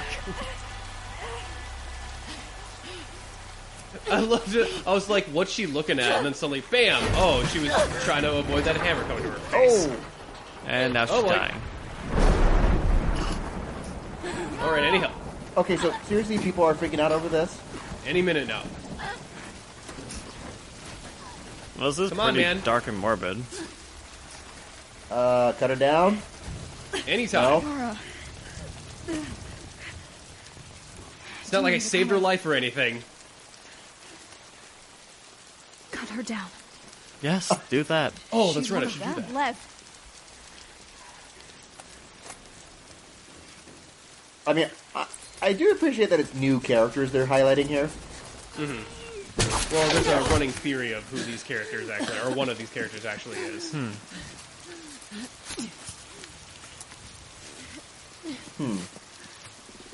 What to talk about? Dude, she is ripped. She's pretty dark. Oh, yeah. She's like Sarah Connor from Terminator 2. That's I was trying to think of who she reminds me of, and that's totally it. All she needs to do is, like, fucking push-ups in a mental hospital. Hey, how's the knee? How's the arm? Watch your backs. Well, hey, Laura Bailey. Oh, is that Laura Bailey? You're going to be involved in this series eventually. It's a video game. It's in her contract. Woo! Is Laura Bailey the new, what's his name, Nolan North? She's the female Nolan North. I mean, I always thought Jennifer Hale was the female Nolan North, but now I'm thinking Laura Bailey is making a run for the throne. She might Actually, be. you know what? She's the new, what's his name? The guy who plays Batman in Telltale. Troy Baker. Yeah, okay, so yeah. No, Jennifer Hale and Nolan North are the old generation. The new generation is Troy Baker. Troy Baker and Laura Bailey. Yeah. You know what? You might be onto something here. So yeah, people, I guess, were a little concerned about the violence towards women in this trailer because a woman got her there's arm violence busted. against women in an apocalypse story where they're the only characters on screen.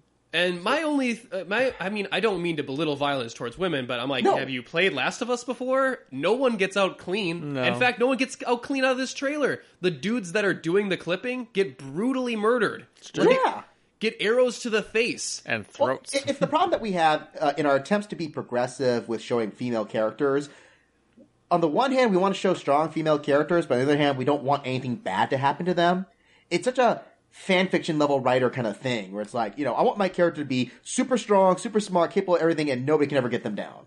It's Look, that's not how narratives work. part of making characters is the fact that they are fallible and bad stuff happens to them. That is how a story works. So, look, I'm just impressed that out of the three main the three new people we see, I think they're all women. That person that came out of the short-haired wood, person?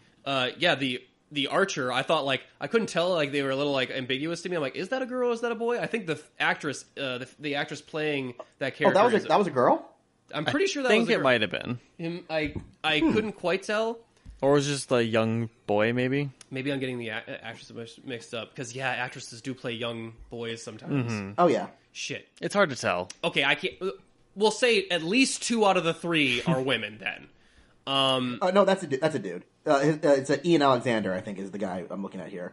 Oh, okay. All right. So he's just a higher voice playing younger. Okay, so I messed that one up. Okay, so 2 out of 3 are the main characters. It looks like Laura Bailey is going to be kind of the main one to be concerned about here. Now, people it sounds like it might be a co-lead thing, it almost seems like, because she's listed next to Ashley Johnson as Ellie, so... Yes, and I think there's a reason for that. So there's a new female character that we get names for the other 2. We don't get a name for her. We do. It's kind of a mystery. I think there's a rumor of what her name is. Well, she's listed as Anna in the IMDb page. Oh, is she listed in the IMDb as Anna? Yes. Okay. For Laura Bailey. Well, the Twitter had the announcement of their names, but they blocked off her name with 4 letters. And I think the common wisdom is that, this is Anna, and Ellie's mom's name was Anna. So the common theory is that this is Ellie's mom, either in a flashback or that she never actually died in childbirth, like the game led us to believe. That could be really cool, actually. I think that's kind of awesome either way. I actually like the idea of a flashback before shit got really, really bad at the, the military outpost. Mm-hmm. Yeah. In her work with the Fireflies. I kind of like that idea. Or the fact that maybe she's trying to work her way oh shit, I finally found my daughter who is still alive, or something like that, and they have to cross paths now that that Ellie has her new dad with Joel and Anna could have a conflict. That could be pretty trying to take my daughter away from me. Mm-hmm. I don't know. And as far as the looks of the trailer looks good. Just the facial animations alone are amazing in this. Just so much they can do with muscle and texture, and the way water glistens off of it. It never ceases to amaze me what Naughty Dog can do with this stuff. Well, the facial acting is getting so good that when the girl is getting strangled by maybe Anna, she's looking over in the other direction off screen, and I'm like, what is she looking at so intently? And then a hammer comes to her face. Yeah. And it's she's concerned about the hammer coming to her face. As you should. So, and I can get that from the character model's performance because of, I would assume, the motion capture they did and the facial animation, the dots and stuff. Yeah. I'm thinking this is Naughty Dog's new niche, is to make really intricate stories and really pump up the animation and really focus on the character work of the stories. Yeah, they're becoming more and more character-driven storylines. lines. Which they've always had character in their games, but in the these recent generations, they're really about tight groups of characters with very focused, intimate plot lines. I think that's a very smart marketing strategy too, because with stories like this, like Uncharted is just their version of Tomb Raider. Don't spoil 4. I've not played 4 yet, so yeah. Well, Uncharted, this whole series is basically their version of Tomb Raider or Indiana Jones. Yeah. Last of Us is a typical zombie apocalypse story. There's nothing really special about the setting that they're in, but what really makes it stand out is that they really take time to develop. Like, people know who Nathan Drake is. Right. People know who Joel and Ellie are. Like, Naughty Dog characters. You know who they are. You can market them. You can put Nathan Drake's face on a lunchbox. You can make a prequel movie with Tom Holland in it.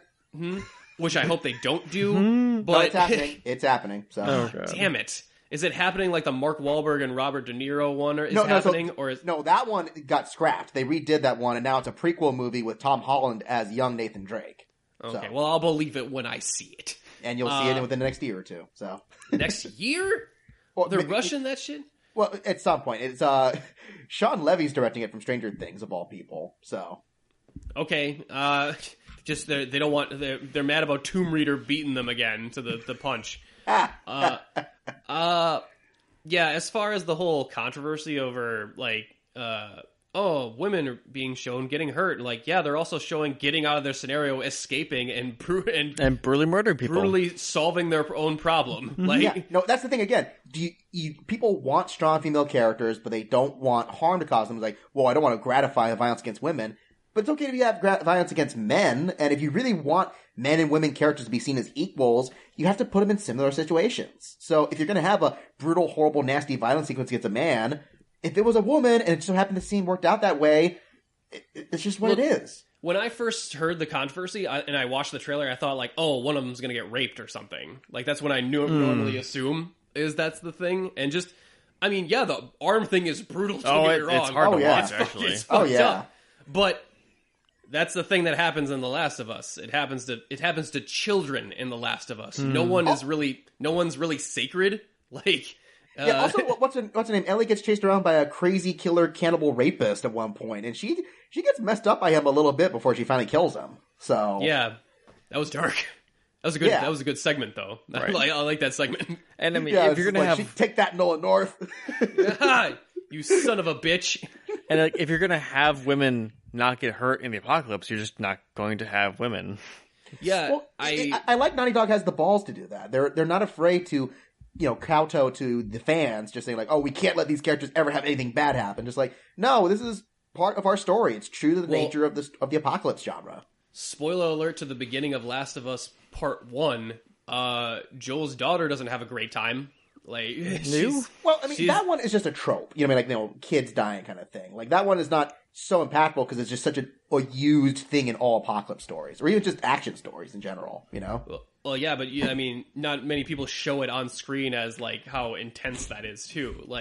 Naughty Dog has been forthcoming about this is a dark fucking universe. This is a dark story that we're telling. If you're not on board for that, you don't have to buy it. It's fine. It's not everyone's, and I get it. It's not everyone's cup of tea. Last of Us is very dark and intense, and if you were not up with basically being the villain of a fucking piece of murdering people pretty grotesquely, it's not probably for you. And that's fine, but I doubt if people are complaining about this, I don't even know if they were playing The Last of Us to begin with, to be really honest. Yeah, I think they're just being hypersensitive. Look, again, like I said, I don't want to revel in violence for any person. I find gratuitous violence to be bad no matter who the gender of the character is, Mm-hmm. It's why I don't watch Saw movies, because men or women, torture porn is torture porn, and I can only take it so much from okay, it's cruel and unusual punishment for the audience itself. But if it's meant for a purpose, this is a story about brutal people and brutal realities, then so be it. That's just how storytelling works, Yeah. I like the racial. One of the characters is obviously Asian of some sort of descent. Both of them. I'm assuming they're brother and sister. I don't know. That's what I'm getting off of them. But I guess, who knows? We know nothing about these fucking people. Nope. That's just cool. what you see, what you got. That's cool. We don't get a lot of that representation either. I'm interested to see how these two stories interconnect with each other. I'm really looking forward to that. Last of Us was a really fun game that you never got a chance to play it, right? I watched you play most of it. You just watched me play most of it. I think it's a pretty good game. I mean, I think it may have been a little overhyped to being game of the year kind of thing, but I think it's, it was also competing against a bunch of other high profile games that year. So it's, it's 6 of one, half dozen the other kind of thing. Yeah, there was a good year for video games that The Last of Us actually came out in, which I think was 2013. I want to say. Yeah, because that was BioShock Infinite, Grand Theft Auto, and Last of Us came out the same year. So. And Mass Effect Citadel DLC, if I remember correctly. Oh, yes, indeed. Yeah. Which, it was a good year for games, guys. Yeah, saving a dying franchise, 3 big franchise releases. Dude, wasn't that The Walking Dead, or am I remembering that wrong? Was the first episode Walking of Dead Walking was the year Dead? before. Year before. Okay. Yeah. Okay. Also a great father-daughter sort of relationship story within a zombie apocalypse. It was a good year for, with BioShock, Walking Dead, and Last of Us. We had a whole daddy issues couple of years there. That would be lack of daddy issues? Oh, everyone's got daddy issues. There ain't no lack of daddy issues anywhere. Yeah. So, I mean, we didn't get to see any gameplay in this, but it's still a cool, lead-in into what the game would be. Because I think... It seems like the gameplay will probably not changed a whole lot from the first game. Well, I always like to think for video games like this, narrative trailers are always not as big a deal for me because I'm like, oh, well, the story is a very important element for this, so I'm actually interested in what's going on and the tease of this. If it was like, what do I want to say, Destiny or something, I would go like, oh, well, this will never come into focus within the story anyway, so why am I watching a little movie here that will never come into the story? Googlebot is not going to sell this game. Yeah. So for a game like that, you would want to action. Really. You'd want gameplay in it and just see stuff like that because the story is going to be so in the background I won't even care. But yeah, super exciting for that one. And unfortunately, that is the last of our trailers. But we're going to go into our anime pitch coverage for Geek Kon, and we'll be back right after that.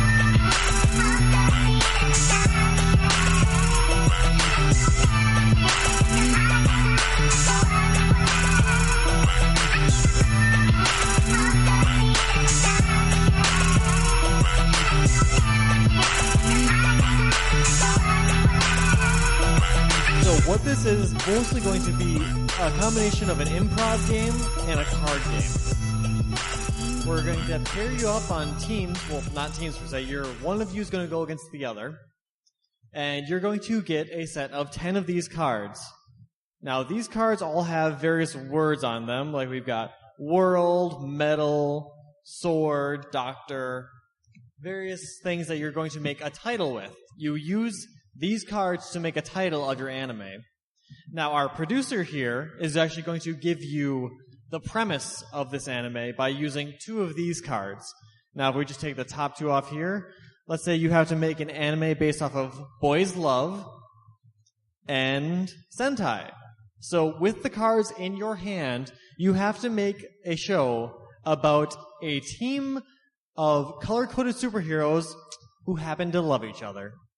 You get the premise first. In fact, what we're going to be doing is that we're going to have 2 of you up here pitching your animes while there's going to be 2 other people basically on the dock, ready to go for the next one. So we're going to give you your hand, give you your premise, and you're going to think of your title and your pitch before you're up here, so we kind of streamline the process. But of course, after you've thought of your title, which you can pluralize this, you can choose between, I think it's 3 to 5? Or do we have a limit on that? For the amount? For amount of cards, you can do up to 5. Yeah, so between more, 3 to 5, 3 to 5. Yep, plurals, prepositions, whatever you need to make it work. So, for instance, if I was making a Sentai about boys' love, I'd have to go through my cards and go I'm going to make one about Full Metal Girls Wars. And somehow with that title, create something that involves boys' loves and Sentai. It's probably really difficult, but obviously you can make it work however you do. Whoever gets decided as the winner will get to wish upon a Dragon Ball where you get to open it up and get whatever small prize is in there. All right, so anyone that's interested, just come on up. We're going to pair two of you off right away, and then we're going to just keep going down the line. All right, I think we do have our first contestants. Well, that means it's time to break out the producer, I think. Should we bring out the producer? Should I go get him? I think we're ready. All right. And yes, he does this every time. Have I got an anime for you? You want to travel with New Worlds? You know it, baby. All right, what are we doing here? I see a lot of fresh meat. What's going on? We pitching animes again? I think we are. All right. Well, I think I'm ready to go. I'm ready to rave here. Well, can you give me them cards here? What's the first ones up? Yeah, the first victims we have here are basing an anime off of travel between worlds and gender swap. All right. Let me see. Let me get contestants first, though. What's your name? What's your name, friend? Daniel. Daniel? Who you versing here? Because it's kind of a versus match. Ethan? All right. Well, we're going to do, I've already forgotten your name. Sorry. That one's, Ethan. Short-term memory loss. What can I say? Anyway, 1 and 2. Pitch 1 and pitch 2. You're going to go against each other. Now, what I'm looking for is, well, Sense8. It's always all popular and stuff, all that transgenders and stuff. I think we can do a lot of with gender fluidity and gender identity. We're going to get a real, progressive crowd. But also, we're going to get those sci-fi nerds in there. I like the contention right now. It's really, really adding to the pressure. Also, I'm going to get the nerds in there because we're going to get travel between worlds. You got that? So I need gender swapping, but also swapping worlds. We're swapping on multiple levels. It's a thinker. I need a thinker on this. All right, what you got? Little Samurai-chan Cosmic Core. That sounds about right. That sounds pretty on the nose there. Now, pitch it to me. So get this. In the distant future, mankind has traveled to distant worlds through use of spaceships, but obviously, people can't survive for that long, so they are cryogenically frozen. Unfortunately, there's sometimes a little bit of an accident. In this one spaceship, the USS Who Cares, there are 2 life pods that malfunctioned, killing off different parts of the body. One killed off the brain of a little girl. One killed off the body of an adult man. So, the adult man's brain is transported into the little girl's body. And the adult man was a sergeant in the army. He's a mech suit pilot. He goes, hey, mech suits sell. You know what? Mech suits do sell. Go on. And you know what sells better than mech suits? Mech suits with swords. Now you're talking money, my friend. Now this guy right here, marketing genius. All right. I'm thinking I'm getting the gist of your anime here. I love the title, but most importantly, I loved your hand gestures while you were pitching it. Like the exuberance on there, I could tell you were the idea, the creativity was flowing through you in so many ways. Your limbs had to just go off in all different directions. I loved it. But unfortunately, I can't just let you win outright. We have to hear number 2, Ethan. What do we got? Alright, so you wanted an anime that's got gender swap and travel between worlds, right? I believe that was the general premise of this joke, yes. Well, that's fantastic, because I got one with both of those, fulfilling the requirements. So, you have all these high school kids, traditional anime fashion, that decide to take off a day from school while they define this odd new piece of technology, which all, Tron style, sucks them into this new world, in which all of their genders are swapped. Now, they all need to find a way to deal with this. Well, on top of this, they are now trapped in this deathmatch type arena in which they all have to battle to the death, whilst learning to deal with their new genders and body types. Okay, that sounds pretty good. What's the name of the anime, though? What we got with our name? Arena Magic Quest. Oh, pretty good. I thought you were going to go with transgendered, but that's fine. That would have been my play, but that's all right. That's fine. Wow, those are 2 good pitches. But you know what? I was feeling you know what? Now that I think about it more, I'm really thinking that Tron effects, if we can get it going, we get that Disney money at it, we might be able to go we can do a live action feature like a couple years afterwards that's not very good and kind of whitewashed. Money in the bank, son. Money in the bank. Ethan, you have won. You have won. But also, number 1, you come up here, you're going to get a stogie, and you also get a stogie and a prize. How's about that? Do we got to... I kicked the stogies when I was... during my exuberance. Sorry about that. Yeah, enjoy the taste of success and cancer. Very, very satisfying. All right, I think we can bring up our next contestants, can't we? All right. So for our current one up, we're going to have Girls Love Gun Action. All right, so let's get some names here now. I think I recognize you from previous panels. J.A., right? Other way around, but you were close. Whatever. Your name's J.A. now, okay? Who's the producer? Who's got the sunglasses and the stogie? I believe I'm in charge. Anyway, we got AJ here. And what's your name? I'm sorry, was that Sam? Sam? A little more confidence, Sam, during your pitch, all right? It's going to help you sell it. All right. Now, what I'm looking for, guys, is I need, again, I need an actioner. I need gun action, all right? I need bullets just flying everywhere, maybe a couple of other, armored vehicles, some car crashes. Think just John Woo shootouts. Like, even the birds that, those lovely birds, even those are getting shot. They never get shot. And even this anime, they're just getting killed. But also, we're going to throw it in a little bit there. We're going to get a little Yuri in there. Okay? So girl love. So that's, females and same-sex relationships. Got it? Yeah? So, Yuri gun action. And go. All right, so get this. Most of your gun action shows are already pretty fun, but you always want to throw in a little sci-fi with your action. So a show I got for you here, title is Alien Cyborg Blade Dolls. And while you're thinking, where's the guns? There's Blade in the name. It's like you read my mind. That's exactly what I was thinking. But get this. We got them Final Fantasy games where you got like a sword that's also a gun. That's gun swords? But that's overplayed. What I got is a gun that shoots sword blades. So your idea, when an idea is overplayed, to take that idea and shoot it from a gun? No, spin it around. Instead of a blade that has a gun in it, it's a gun that has blades in it. Right. So your idea still is to make it a gun, but on top of the gun it already is. Yeah, exactly. You've gunceptioned this. You got twice as much gun. I'll tell you what, I think it's... Sam, you got your workout cut off over here, because I am loving this. And don't end there. It's a sci-fi show. You got this ship. It's a galaxy police force. It's got a all-female crew. Crashes on the Earth. 2 of the crew survive. They're trying to figure out a way to get home. And they have to get cybernetic implants to do it. And along the way, they discover true love.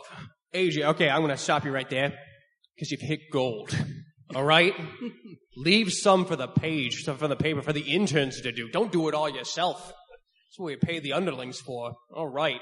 Sam, after that epic display, I don't mean to put more pressure on you, but, man, you're going to have to work real hard to impress me. What do we got? We got Shining Heart Angel V. Shining Heart Angel V? Okay. I like it. I have no idea what it means. So it means it's probably pretty smart. So I'm waiting for this pitch, and I'm excited for it. There's angel. I'm assuming there's an angel. And a V of some kind in there. There's no V's. There's no what? There's no geese? Was that the V we're going with? There's no V's in the actual show. There's no V's in the actual show? Your title is a lie, Sam. That's liable. We can't put that on the air. There are B's. Next thing you're telling me there's no Z in Dragon Ball Z. They're the Z fighters. That they work it in somehow, Sam.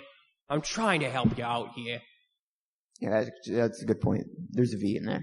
All right. Somewhere. What's the general story? Angels, they shoot things. They're also girls. You know what? I respect that confidence. That's an elevator pitch if I've ever heard one. I mean, I was listening the other day and just like, hey, angels shoot things. And I fired that person because he was the janitor and he shouldn't have been pitching to me animes anyway. But coming from you, I'm glad I'm paying you exactly for this. Is that it? You got anything to add onto that? Well, obviously they're also girls and in love and stuff. And stuff. You know what? You know what title's a great pitch is when it ends in end stuff. But you know what? Unfortunately, I'm biased towards AJ's pitch because of the gun swords shooting out of guns, and that's the main reason. Not gonna lie, really enamored me, and I'm easily visually pleased. So we're gonna go with AJ, but you do win a stogie, and AJ, you win a stogie and a prize. That's all I ever wanted. Can we give it up for AJ? Can we give it up for our contestants? Yeah, that was some good pitching. Am I right? Fantastic. Getting some real good money makers here. Yeah, give me the next page. I'll do the reveal, if you will. I like to bury the lead, if you will. Okay, Death, this is my favorite one. It's going to be great. Now, looky here. You know what some popular animes are, right? They're magical girl animes, right? Now, I'm also thinking what we're going to need, along with that Sailor Moon style, cutesy anime stuff, screw that. We're going bloodthirsty on this. I need magical girl blood sports. All right? So blood sport magical girls. Pink Sakura Smile. Mm-hmm. You know, magical animes are good. Mm-hmm. But you know a really good one of those? Madoka Magica. And you know what was so good about it? The fact that it totally screwed you over right in episode 3. And the fact that I didn't understand it. But I also like the start of this. Also like the pacing. I like the physical aspect to it. You're switching it up from the arms from before. You're keeping me on my toes. I like it. Don't know what's next, what's coming. And so, to make it like Madoka and a nice success, you really need to lure your audience in with a nice promise of happy things, and then you go right behind them and stab them in the back. You know, there's a legend about sakura trees. They say that the reason that they're pink is that the samurai's blood is soaking the soil beneath the trees. Samurais bleed pink? You know what? That sounds about right. I mean, I can't disprove it, so... that sounds pretty good. I'm not gonna lie. I mean, I'm digging it. Getting a whole kind of, really messed up, psychological horror version of, say, Sailor Moon, which basically just comes back to Madoka Magica. But we're going to hear the other pitch as well. Who's our other contestant? They're hiding behind you. I don't know. Hello. Hi, what's your name? Alyssa. Alyssa, what do you got for me title-wise? Ultimate Prism Yuna Fighting. Okay. That is the best title I've heard all night. Not gonna lie. It's got the word ultimate in it. It's prison. There's fighting. I'm in it. Now, sell me. Okay. Now, here is the setting. This is a completely different planet. Nothing I've never seen before. It's beautiful. Girl inhabited. Just nothing but girls. Don't tell me how they reproduce. Okay. Well. Same way the Themyscarans do, I assume. Via clay creation. I don't know how it works. Okay. But TV shows are hard to come by. There's not really good shows in this planet where people are bored. How can they spice it up? By allowing these magical girls who can have whatever power they possess fight each other to the death. I love it. I love that you guys didn't even hesitate. You went right for the death part. I mean, Bloodsport doesn't mean to the death, but I like that you went to the death. I went to that. You went to the extra mile, and I appreciate it. This is going to have to be on Adult Swim, but I feel like that'll pay off for us. These aren't no badass girls. They're all cutesy, magical girls having to fight each other to the death for prize money. To live. Prize. But they still have those adorable smiles on their faces. And you have to willingly sign up for it, too. That's the messed up part. You know what? We got some spare Sailor Moon plushies in the back that we can just spray blood on and resell. I'm thinking we can move some merchandise here. You know what, Alyssa? You have won. Yeah, everyone give that a round of applause. That was fantastic. Why don't you pick another prize out of the box there? Yeah, pick right up out of the Dragon Ball. Yeah, we need those Dragon Balls back. We got to make our wishes. All right. So let's bring up our contestants here. Let's get some names. Hello. Alex, like the dress code. You're the only one here that looks professional. That'll help you out. Well, also, Ethan from before, right? Number 2. Am I remembering that right? It's hard to see with these, okay? Give me a break, Ethan. But anyway, you're going to be pitching me the anime, and I need a zombie anime. Real popular, and we got, High School of the Dead, that sort of thing. But speaking of which, I need a twist on it. I also need it to be educational, okay? We needed something for the kids. Something for the zombie kids, all right? Something... Just mix those two together. Zombie and educational, I don't care. I mean, honestly, I'm a little tired. That wasn't my best work, but you know what? We'll throw it on. Like, maybe we'll get some Koreans animated instead. We won't spend a lot of money on it. What is your idea? What's your pitch? It's God's Cutie Zombie Riders. Okay. It's a harem anime in school about a third year in school, and he's definitely into the younger crowd of zombie girls. Okay, and he's going to tap them all. He's definitely got to tap them all. Wow. I don't know what the legal laws there. If like a zombie, they stop aging, right? Technically, they're dead. Well, I guess then you get knocked for necrophilia. Yeah, you're screwed either way. But you know what? We'll keep it in mind. I kind of like it. I love the title. Gonna be straight up on that. But let's hear what Ethan's got. Ethan, what do you got? All right. So, I know you like my Tron pitch, right? So I'm way better for you this time. Transgendered? Yeah. Yeah. Or whatever you named it. Yeah. I don't remember. This is going to be way better. It's got zombies and education. It's called Brave Monsters Tales J. What? Again, I know this is telling, but where's the J come in? Well, the main zombie's name, it was June, but before he died. Mm-hmm. And all, yeah. So now he can't say the whole June, he just gets to Yeah, you're getting it. I'm feeling it. I feel like this show is right about on my age length. From like the 3 to 5-year-old crowd, I'm thinking it's going to be real good. But don't let me interrupt you. Sell me on it. What's the general premise? So in this world, the zombie virus strikes, but for some reason it can only target teachers. So all the teachers have died and become zombies now. But the schools still need people to teach the children, so they keep these zombies here. And, they can basically pressure them to somehow manage to teach these children. But the zombies are still zombies, so they gotta eat. So the zombies, whilst having to teach these children, are trying to figure out weird comedic ways to get around this to eat all the children's brains. You know what? I love that pitch. And what I love most about it is that you explained away a zombies need, just a mansplain that away, just like, hey, zombies need to eat. Come on. What are we talking about here? Zombies need to eat.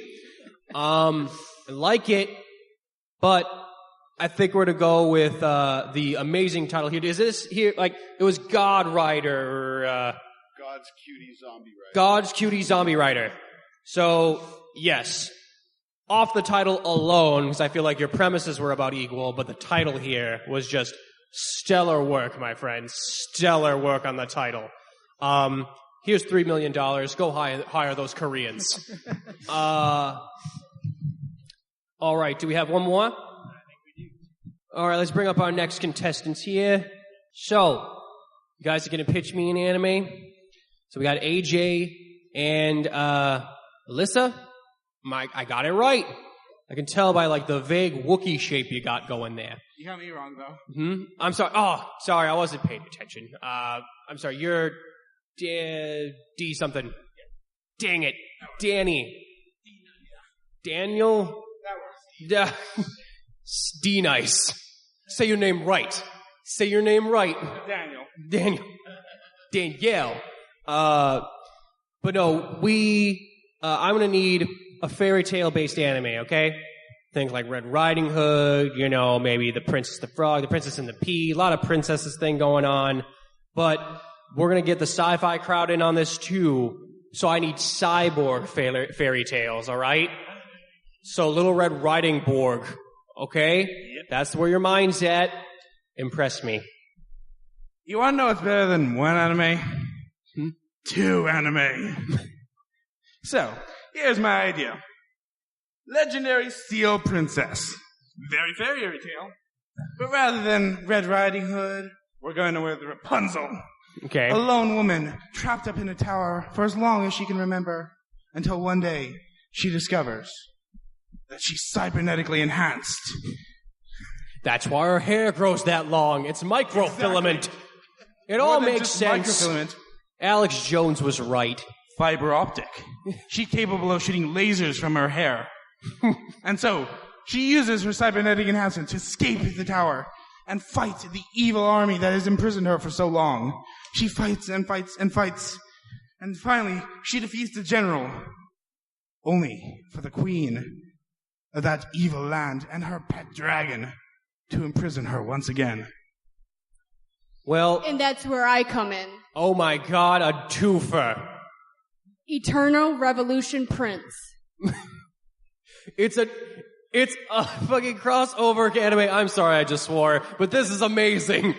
Okay, so they have teamed up together to pitch a crossover one. I'm sorry, what's the name of this one again? Eternal Revolution Prince. And Steel Prince, Legendary Steel Princess? This is amazing. This is a He-Man and She-Ra situation. If I've ever seen one, go for it. Like, I'm in this.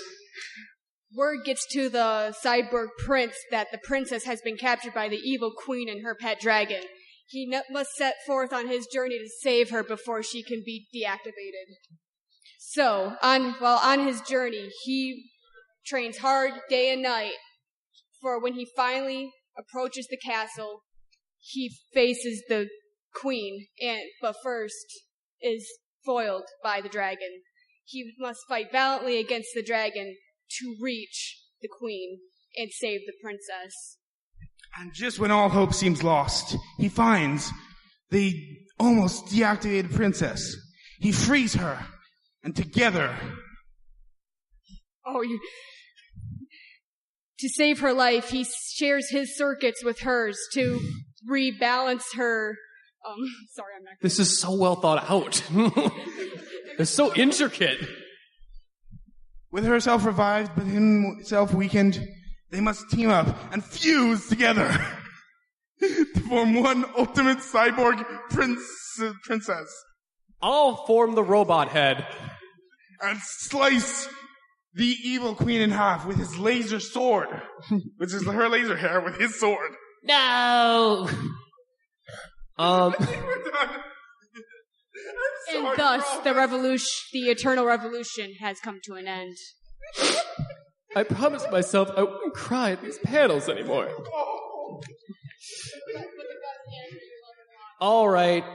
Lots to unpack there. First things first, thank God this is animated, otherwise anyone with laser hair would have to be played by Johnny Depp, and that is just unacceptable. So, I love the element. Quick question, the dragon, also a cyborg? Yeah. Okay, Robo-Dragon, Robo-Drogo, I think was what we can name him. Love it. We need a pun name for the evil queen. Queen of Tin Man Hearts. She collects all the Tin Man Hearts. We'll workshop it. Anyway, somehow you have defied the rules of the very game and have both won anime pitch. Can we give that a round of applause? If that does not deserve a round of applause, I don't know what does. So yeah, you both can claim a prize. Go for it. Man, I envy anyone who has to go after that. Just adjust your expectations accordingly. Well, we're going to have to go pretty quick. You guys are going to have to be the last ones because we are like 5 minutes away from having to pack up. So let's bring on our last contestants, AJ and Ethan. Let's bring it up here. All right, so you're ready for the final pitch of the night. The final pitch, let me have it. Well, let's see. We are going to need... No, something... I think where was it? I remember this one. All right. Yes. Okay. So, I need a military anime, okay? So, military, guns, tanks, maybe a mech suit, depends on how weird we get with it. I don't really care. But the idea is structure, a real nice, military stern structure, clean, organized. But we're throwing in a monkey wrench because it's also going to be rock music related. I need a rock music military, okay? I need to see what Steve McQueen would do in the military. I need to see what the Beatles would do, okay? I have a dream, and it is to see rock music be fused with the military. What is your pitch, Ethan? All right, so this is called Giant Gun Blood Custom Strike. Well, you got the military aspect down. Yeah, I do. There's a lot of violent words in there. We might have to censor it once we put it to 4 kids, but Hey, don't know they're invisible guns. Gotta go. Anyway, what are you dreaming about specifically? All right. So, for whatever reason, the Egyptian military decides it's gonna go fight the Indonesian military. That seems very random. Well, we'll work it in. Okay. Somehow. Yeah. I mean, granted, I'm not up in my, military history and or geography, but that seems like 2 groups that just would not have very much beef with one another. Yeah. I think so too, but I think it'll work somehow. That's why those Indonesians didn't see it coming. Absolutely. So, essentially, the Egyptians start losing, right? So they got to make newer, better weapons. And they figure out how to weaponize music and sound. And they find out that rock music works particularly well. So now they go in with giant tanks and really, really, really loud guitars to do the best they can to win in this war. And it's a musical, too, from beginning to end. All right, okay. I feel like we're going to have to pay a lot for some, some rights to songs, but I'm feeling it. So instead of dropping like a carpet bomb, we're more like blasting Beastie Boys at them, are we? Yep. I feel like we might owe Mad Max some royalties, though. Sabotage. All right. Ethan, I like the pitch, but we're going to go with AJ here. AJ, do you have a pitch for us? Darn right I do. The title I got is Valkyrie Twins AD. And you guys have seen the movie Heavy Metal, right? The whole film has just got this amazing rock and roll soundtrack. Imagine that, but take it with a futuristic Norse setting where you got cyborg Valkyrie twins that are fighting in a war set to all these amazing heavy metal tunes playing in the background. It's the most black metal awesome thing you could imagine. Why do I feel like you've had this pitch for way longer than before this panel? It seems very well thought out, like disturbingly so. Hey, I'm a fan fiction writer. This stuff comes natural to me. I see. Okay. Well, that's good stuff right there. I like that you asked if anyone had seen Heavy Metal and then just refused to let anyone answer. The answer is yes, I've seen it, but one part in particular, and the VHS copy has it that loses its tracking a little bit in it. That's an obscure reference, am I right? There was a naked lady in it, okay? Can't explain look it up every once in a while. Use Wikipedia. All right. I love it. But you know what? I feel like the premises are basically about the same, but the title, Ethan's title, is just so violent. It just really speaks to me viscerally in like the umdula oblongata.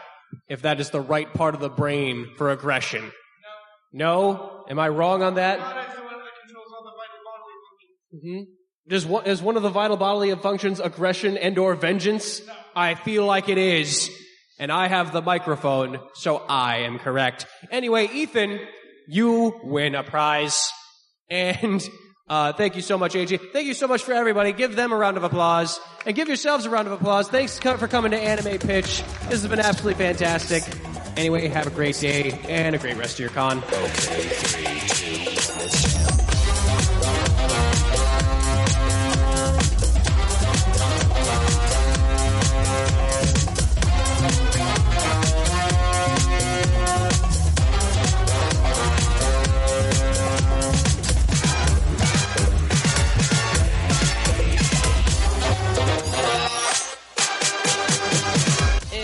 welcome back.